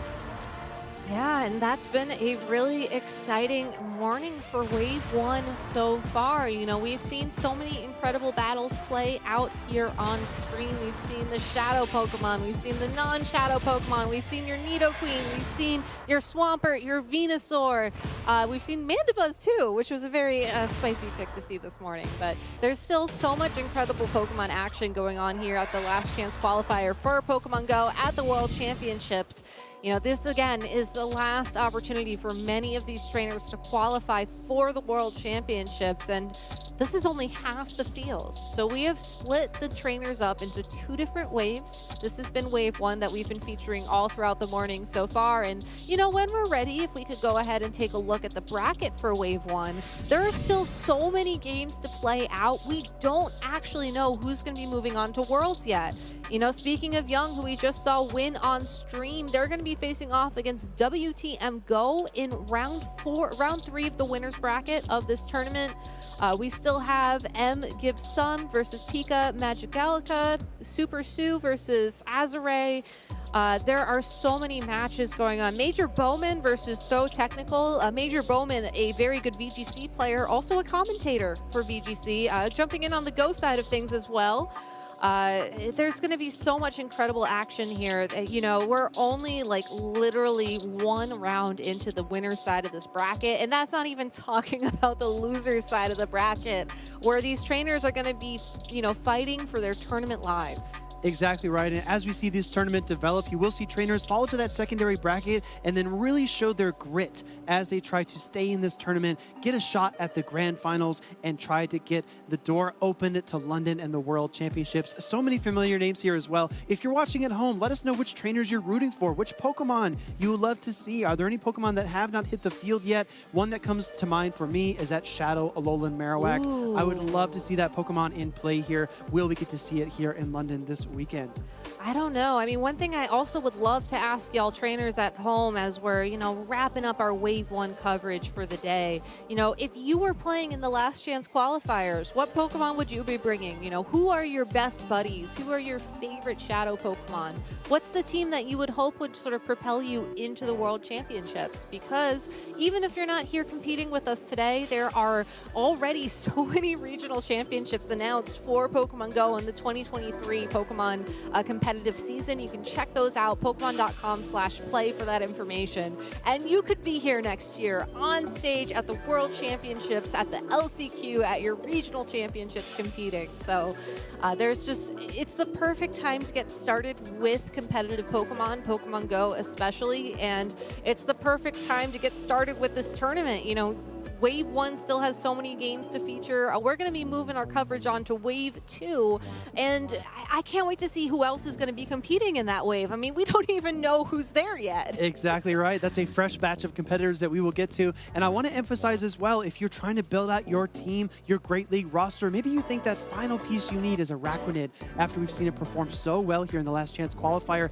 The current event, you can go out and catch these Pokemon, add them to your roster, find those missing pieces, and build the ultimate team to get to Worlds next year. And speaking of key Pokemon for competitive Pokemon Go, Swampert is one of the strongest in the tournament, and we've seen it time and time again. I think we're going to toss here to a quick video. Let's learn more about the water and ground type Swampert.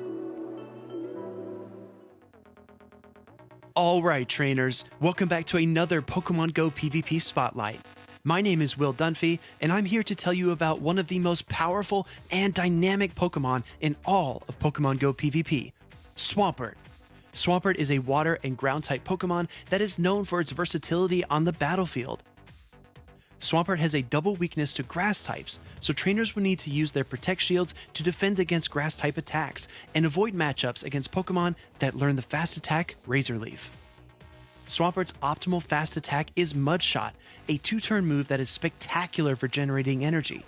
What really makes Swampert exceptional, though, is its Community Day charge attack, Hydro Cannon. Swampert can reach 2 Hydro Cannons in just 18 turns. For Swampert's second charge attack, trainers often opt for Sludge Wave or Earthquake. Sludge Wave is a hard-hitting Poison-type charge attack to fight back against Grass-type Pokemon, while Earthquake gives Swampert a charge attack that can one-hit KO most Steel and Fire-type Pokemon. Don't forget that Swampert is also available in its Shadow form. You can capture a Shadow Mudkip after defeating a Team Go Rocket Grunt. Swampert is often paired with complementary Pokemon like Skarmory. Skarmory easily defeats Grass-type Pokemon, and its weaknesses to Electric and Fire are countered by Swampert. Other potential teammates are Alola Ninetales and Walrein, who can deal super effective damage to Grass-type Pokemon with their Ice-type attacks, as well as a Pokemon like Mandibuzz with its Flying-type attacks. Registeel and Mandibuzz also resist Grass-type attacks, so pairing Swampert with these Pokemon can create several obstacles for trainers who want to bring a Grass-type Pokemon to battle against your Swampert.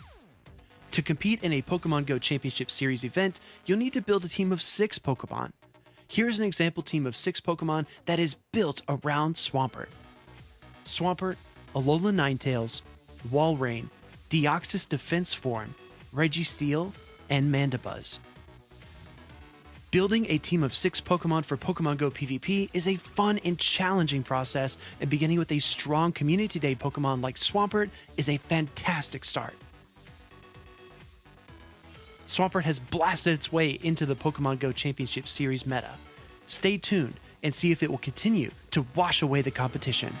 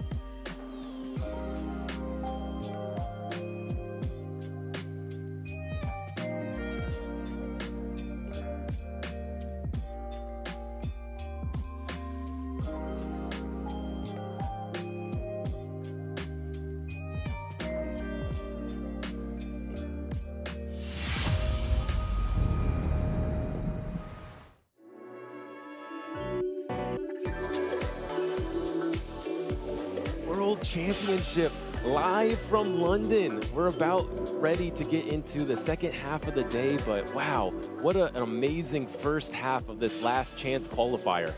Yeah, you know, it's wild. The first Shadow Venusaur we saw, we're like, wow, that's some spice. We got to upgrade to 3 jalapenos or something.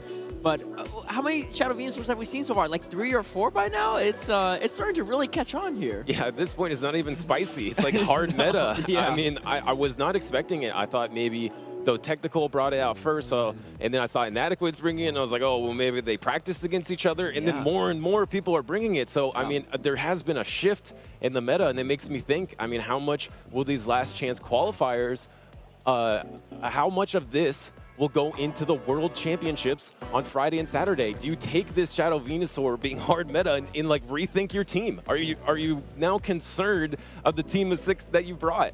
Yeah, you know, it's wild because we've only seen Wave 1 so far of the bracket. I believe we have Wave 2 bracket upcoming, so we can take a look at that. But I'm curious how many Shadow Venusaurs we see in bracket number 2 here as well. Yeah, and look at the top here. We got Michael versus Ewok Padawan. That's a cool name. And then Max Zero against the Joe Lee. And I look at matchup number 51. There's some recognizable names there. I want to pronounce it right. Nesub. How do you pronounce this one again? And Nesub. Bathan. Bathan. Yes. Yeah, I knew you knew it because I was like, Caleb, help me out here. I know you know this one. And then Silvio Serrero, we know that name as well. So, and then Lankern, I've heard of that name as well. And then Pablo Dinas and No Real Roots versus M4RK Woody. There's a lot of amazing matchups in this wave number 2 that we're going to be featuring here up next. Yeah, I believe Silvio was also at the Europe International Championships at Frankfurt, Germany, one of our first ever actually broadcasted international championships, and that's been a long-standing community member of the PvP community, so definitely an interesting matchup there. And like you said, we have a lot going on. We have X-Penshu as well against Trent, pair number 56. That's going to be an interesting one as well.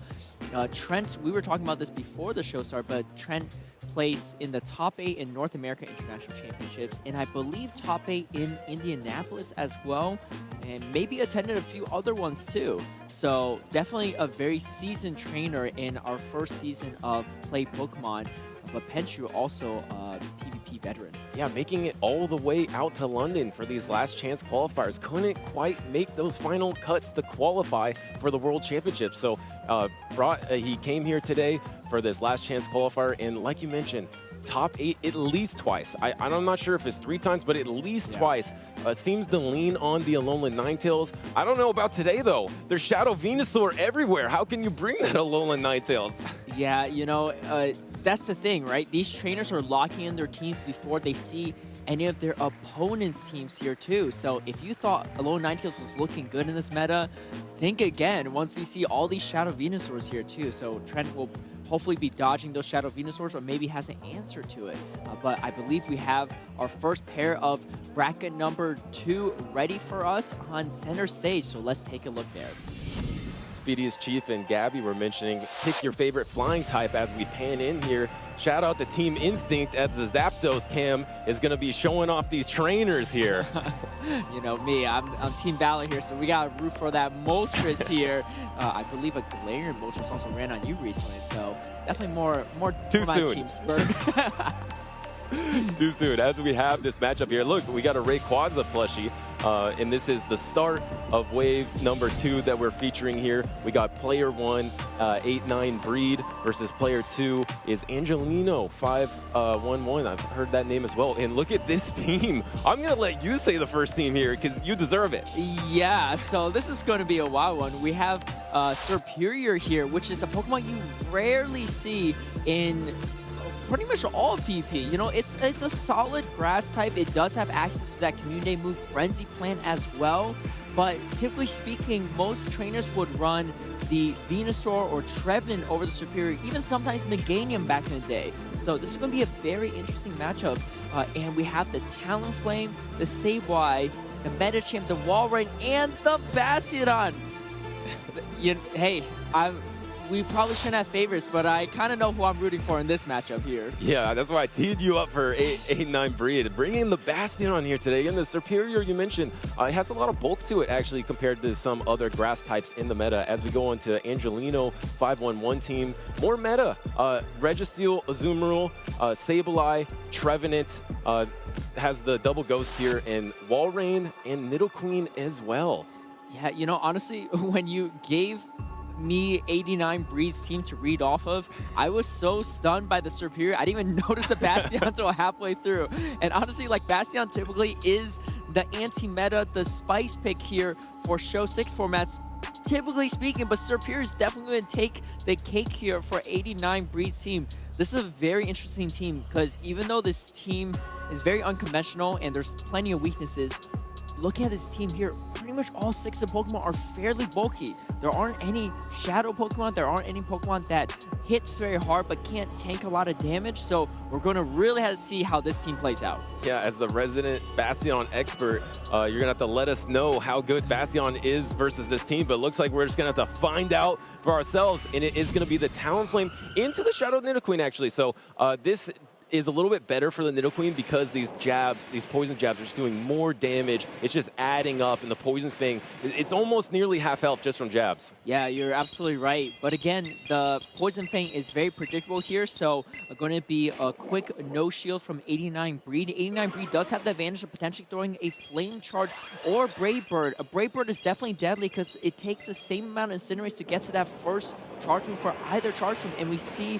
89 Breed swapping over to the Sableye here, the Purified Sableye on the save swap, very, very strong, and has a shield advantage too. Baiting into 2 Protect Shields, 89 Breed with the call. No Protect Shields, that's not very effective, and then here comes a swap into the Sableye. But now, since you debuffed the defense stat, maybe this foul play will knock out, but we first see the opposing Sableye in this charge move priority, I believe. Yeah, and we do see 89 Breed almost at 2 foul plays here. It was charge move priority, so this is really important information for both trainers.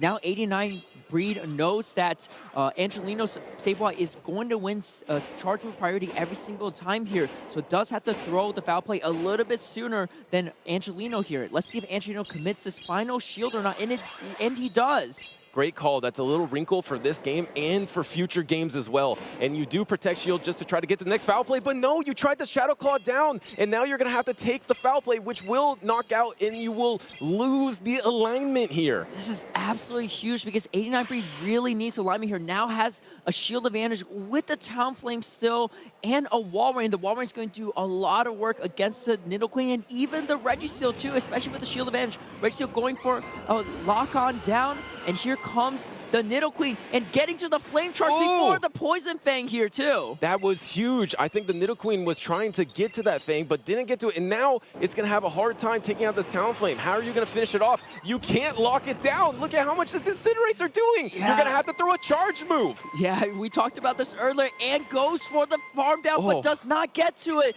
Surviving with 1 HP on this Talonflame. This Talonflame's Flame Charge is going to boost its attack damage, almost knocking out the Walrein by itself. But look at this.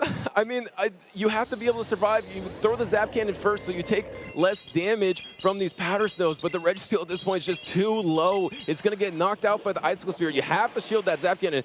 I mean, the only way to win is maybe if you swap into the Sableye, but the Sableye is switch locked, so you're just going to go for the Icicle Spear to knock out this Registeel. Yeah, this Walrein is going to finish off the Registeel, and because it's a non-Shadow Walrein too, most of these can also tank that Zap Cannon as well from the Registeel. So a very interesting first match from 89 Breed. We didn't see the Superior nor Bastion on, but again, like we mentioned before, sometimes just the bench pressure alone is enough. You bring these interesting pairings, but you just bring a more conventional team on the battlefield. So a high-level play I want to point out by 89 Breed.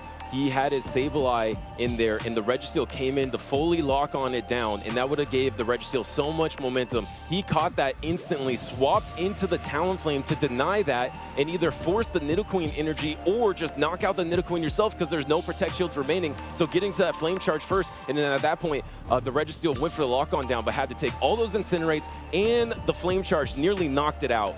Yeah, you know, and I think there could have been a lot of ways 89 Breed could have played that out, and I think either way it would have been pretty favorable for them at that point in time, because you have a one shield advantage wall rain there too. Even if the Nidoqueen knocks out the Talonflame, the Nidoqueen gets farmed down from the wall rain. The wall rain having a shield advantage is going to finish off the Registeel as well there too. So really good management of energy, of shields from 89 Breed, and Angelino still gathering some important information there, understanding now that their Sableye does have the charge from priority in the mirror matchup there too. Right, and Talonflame is just looking pretty strong versus Angelino's team. The only real counter to it is that Azumarill. We saw it as the lead in game number 1, where it's typically most effective, because as we saw in the first matchup, you get to that Brave Bird energy, and you have to respect the Brave Bird. So a lot of trainers will put up the Protect Shield, and then you just get the Flame Charge, you boost up your own attack. So we're gonna see how does Angelino handle the Talonflame in this game number 2, and it's a wall rain lead into Nidoqueen.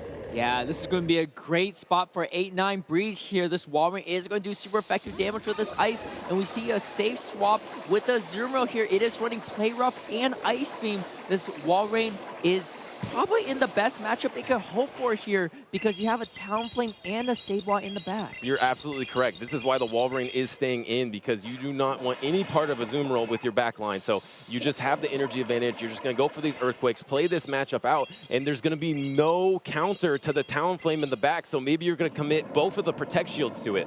Yeah, and not only that, but the Sableye has a very strong matchup both against the Nidoqueen and pretty strong against the Registeel with shields up here. And so this wall ring is very content to stay in this matchup, doing as much damage as it can with these neutral Earthquakes, and just staying in and matching up against the Azumarill. And it looked like charge move priority. It was. So the wall rain did go first because it trains its attack better. And then now the Play Rough is matched by the wall rain. The Protect Shield, 2 Protect Shields have gone up. Both trainers want the alignment here. Yeah, and let's see how Angelino recognizes the situation or not. Getting to that Earthquake and throwing the Earthquake on charge from priority. 89 Breed fully dialed into this matchup, and we see both shields from Angelino come out to protect this Azumarill. It's really smart to throw in charge move priority there, because you deny an extra fast move, a 3-turn move from the Azumarill, and the Play Rough does knock out this wall rain, but now you have that Protect Shield advantage that you wanted for Talonflame. So you come in with Sableye because you just want to save that Talonflame, keep it healthy. Yeah, and this is such a smart play from 89 Breed, doing a lot of neutral damage to these Shadow Claws, getting so much energy on this Sableye and shields down. This Talonflame is so strong against the back line of Angelino here, and going for aggression farm down and farming it all the way down. That is 100 energy on this Sableye. Nothing wants to see it, and here comes the Registeel having to tank all these foul plays here. What a bold fast move down. Was over 100 energy, but did not care. Saved all of it, and now is going to unleash it onto the Registeel. You might get the 3 foul plays before the Registeel can even get to a move here, and I think that's what 89 Breed is going to try to do. Yeah, 89 Breed really understanding how to manage energy as best as possible here.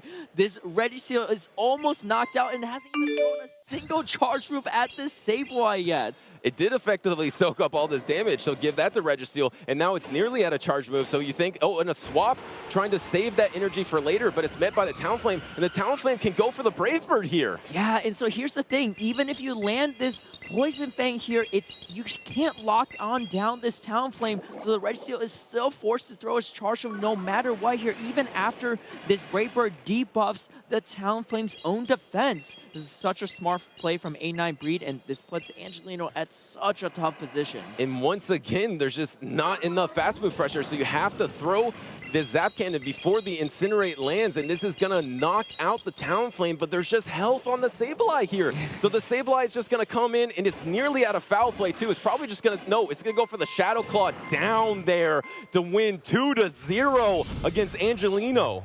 What a strong performance from 89 Breed there. And yeah, such well-positioned plays. And, you know, even though 89 Breed did have the lead advantage in the second one, understanding the situation, understanding all of their win conditions there, maximizing all the energy and charging priorities as well as possible there, put Angelino in such a tough position. So definitely very excited to see this Bastion trainer in future matchups. And maybe we will see Bastion and Superior in a future game. Yeah, we might see that. And look, you just bring the Azumarill, you bring the Shadow Nidoqueen to try to counter that Talonflame, and in the end, it's just not enough. The Talonflame, with the Protect Shield advantage, just put too much pressure on, was able to absorb the full Zap Cannon, and Sableye just did so much there to fully Shadow Claw down the Azumarill and just be over 100 energy. That's when you talk about the composure of these trainers, right?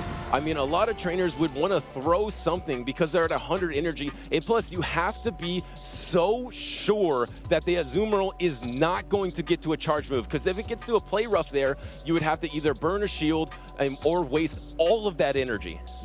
Yes, for sure. You know, that Shadow Call down with the Sableye just put 8-9 Breed at such a strong advantage against Angelino there.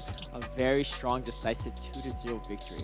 Yeah, very impressive. And once again, Talonflame sometimes with that team composition advantage, if you don't have something to handle it, just 2 Protect Shield Talonflame is such an important strategy in this meta. It's kind of similar to 2 Protect Shield only Ninetales in a way. Yes. If they only have one answer to it, you kind of try to either bait out this answer or no, okay, that Azumarill safe swapped into me. Now that the Azumarill's gone, I can just save the Protect Shield and just go off with the Talonflame. Yeah, I'm very curious about the Superior pickup from 8-9 Breed there. Trying to figure out where that matches up with the team synergy. So hopefully we'll see more of 8-9 Breed later, so we can maybe see the reveal of that. I thought 8-9 Breed was definitely bringing the Superior into game number 2 there, expecting the Azumarill to come out, but finding a way to address the Azumarill even without a Grass type in game number 2 there. Yeah, especially because, you know, it can at least fight back a little bit against the Shadow Nidoqueen as well. You know the Shadow Nidoqueen is going to come because that's one of the neutral matchups against Talonflame and the Azumarill, but maybe was just scared to match up against the Registeel because unlike a Trevenant, the Superior doesn't have anything to hit Registeel with. It just gets hard walled. Yes. You could throw a lot of cheeky Leaf Tornadoes to try to debuff your opposing enemy's attack stats, but it's not going to be enough to overcome a Registeel. Yeah, no Bastiodon. No Bastiodon in those matchups. But I will say, if you look at the Azumarill's moveset, it's Ice Beam Play Rough. Both resisted by Bastiodon. Bastiodon actually really enjoys facing Azumarill in those situations. Again, because people are not prepared to see much Bastiodon in these types of level of competition. But if you have the right alignment there, Bastiodon could have done great there in that matchup too. You know who could have used Bastiodon? Angelino. Angelino could have used the Bastiodon there to counter the Talonflame. Talonflame, Walrein, Sableye, all great matchups for Bastion there. Bastion would have done a lot of work, but unfortunately, the Registeel is not going to pair it nearly as well in those matchups. But you can rejoice a little bit because the Bastiodon player did win and did move on there. Really impressive from 8-9 Breed, to be honest. And Angelino is a good trainer, a trainer that's been around for a while, knows exactly what he's doing, but just kind of overwhelmed by team composition a little bit. Yeah, you know, and this is really interesting too. We are casting the last chance qualifiers here for everyone in the world to see, including the World Championship competitors tomorrow and on Saturday, which means that these competitors are getting a sneak peek at some of their potential opponents. And this is going to be very, very interesting because I wonder if some trainers are going to adjust their teams based on what they see today, or maybe they're going to stick with their guts, stick with what they've been practicing with, and just run the team. That's exactly what I've been thinking about this whole time. Like how much you witness the Shadow Venusaur being so prevalent because you know you're preparing for a while for this. This is the World Championships. You want to play your best here, and you feel good about your team of 6. And then here comes last chance qualifiers, and if the meta shifts up a bit, I remember Speedius saying that he wanted... Subtyping is taking neutral from the Flame Charge. Regirock, one of the few pure rock types that are very strong, but you don't see it very often in Great League, especially because you have the other Regi counterpart, Registeel, being very prominent, and that steel typing is just often too strong to overcome. Right, it just is the king of the Regis there. But Regirock is maybe a little underrated as we get into this next matchup, and it is going to be Trent versus Pinshu here, and Trent is running that Alolan Ninetales. Also, the Lickitung, Galarian Stunfisk, Medicham, Swampert, and Trevenant. Yeah, I think that's a team that Trent has been running a lot. Maybe it was the same exact team at North America International Championships, and Trent made it very far in that tournament, so I can see why sticking to that team would prove to be very valuable. But looking at the team, Shadow Venusaur is very strong against it. But luckily for Trent, Penchu is not running that team. Penchu is running a Alolan Ninetales with a Shadow Swampert, a Kofa Grigus, Lickitung, Medicham, and Registeel. That Kofa Grigus is a very interesting wrinkle in this team composition. Kofa Grigus being a little bit bulkier compared to a lot of the other ghost types. But its charge moves are a little bit more expensive than Trevenant, which makes a lot of people prefer Trevenant a little bit more. Yeah, no real bait move. You have the Dark Pulse, you have the Psychic, but it's almost the same energy as the Shadow Ball. You don't see the Cofagrigus that much because you see the other ghost types with the subtyping of Sableye has Dark, Trevenant has Grass, and it's just a pure ghost type, so you don't see it as often, but it is possibly a little better in some neutral matchups. And right here, it has some good ones. I mean, it has the Medicham, the Swampert's neutral, the Alolan Ninetales neutral, the Galarian Stunfisk is neutral, just has to avoid at all costs that Lickitung. Yeah, it does have to avoid Lickitung, but with Psychic, it can still chunk away at that Lickitung as well. And then Trevenant is fairly even, but of course, Trevenant can bait with the lower NGC bomb move. So it's definitely an uncomfortable matchup for the Cofagrigus. But I agree with you. I think Cofagrigus is very, very strong in a lot of neutral matchups, even against things like Talonflame, not taking Super Effective from there, or Kanto Ninetales. So could definitely be an interesting Pokemon to see. Definitely the big thing you want to avoid is Obstagoon. But we haven't seen as many Obstagoon as I would expect today. And maybe, you know, the Obstagoon Community Day maybe got trainers scared to bring it because they expected too many Obstagoons. Yeah, maybe they thought everyone's going to be prepared. It was just Obstagoon Community Day. I'm not going to bring it. But the interesting part about this, too, is that the Lickitung in Trevenant is looking really good for Trent. So how do you beat that core? Because a lot of the good Pokemon on Penchu's side is that Cofagrigus and the Shadow Swampert. And Lickitung and Trevenant is probably the best answer to both. Yes, yes. So yeah, I think there might be some interesting bait-out tactics from the trainers to really get the matchup they want here, too.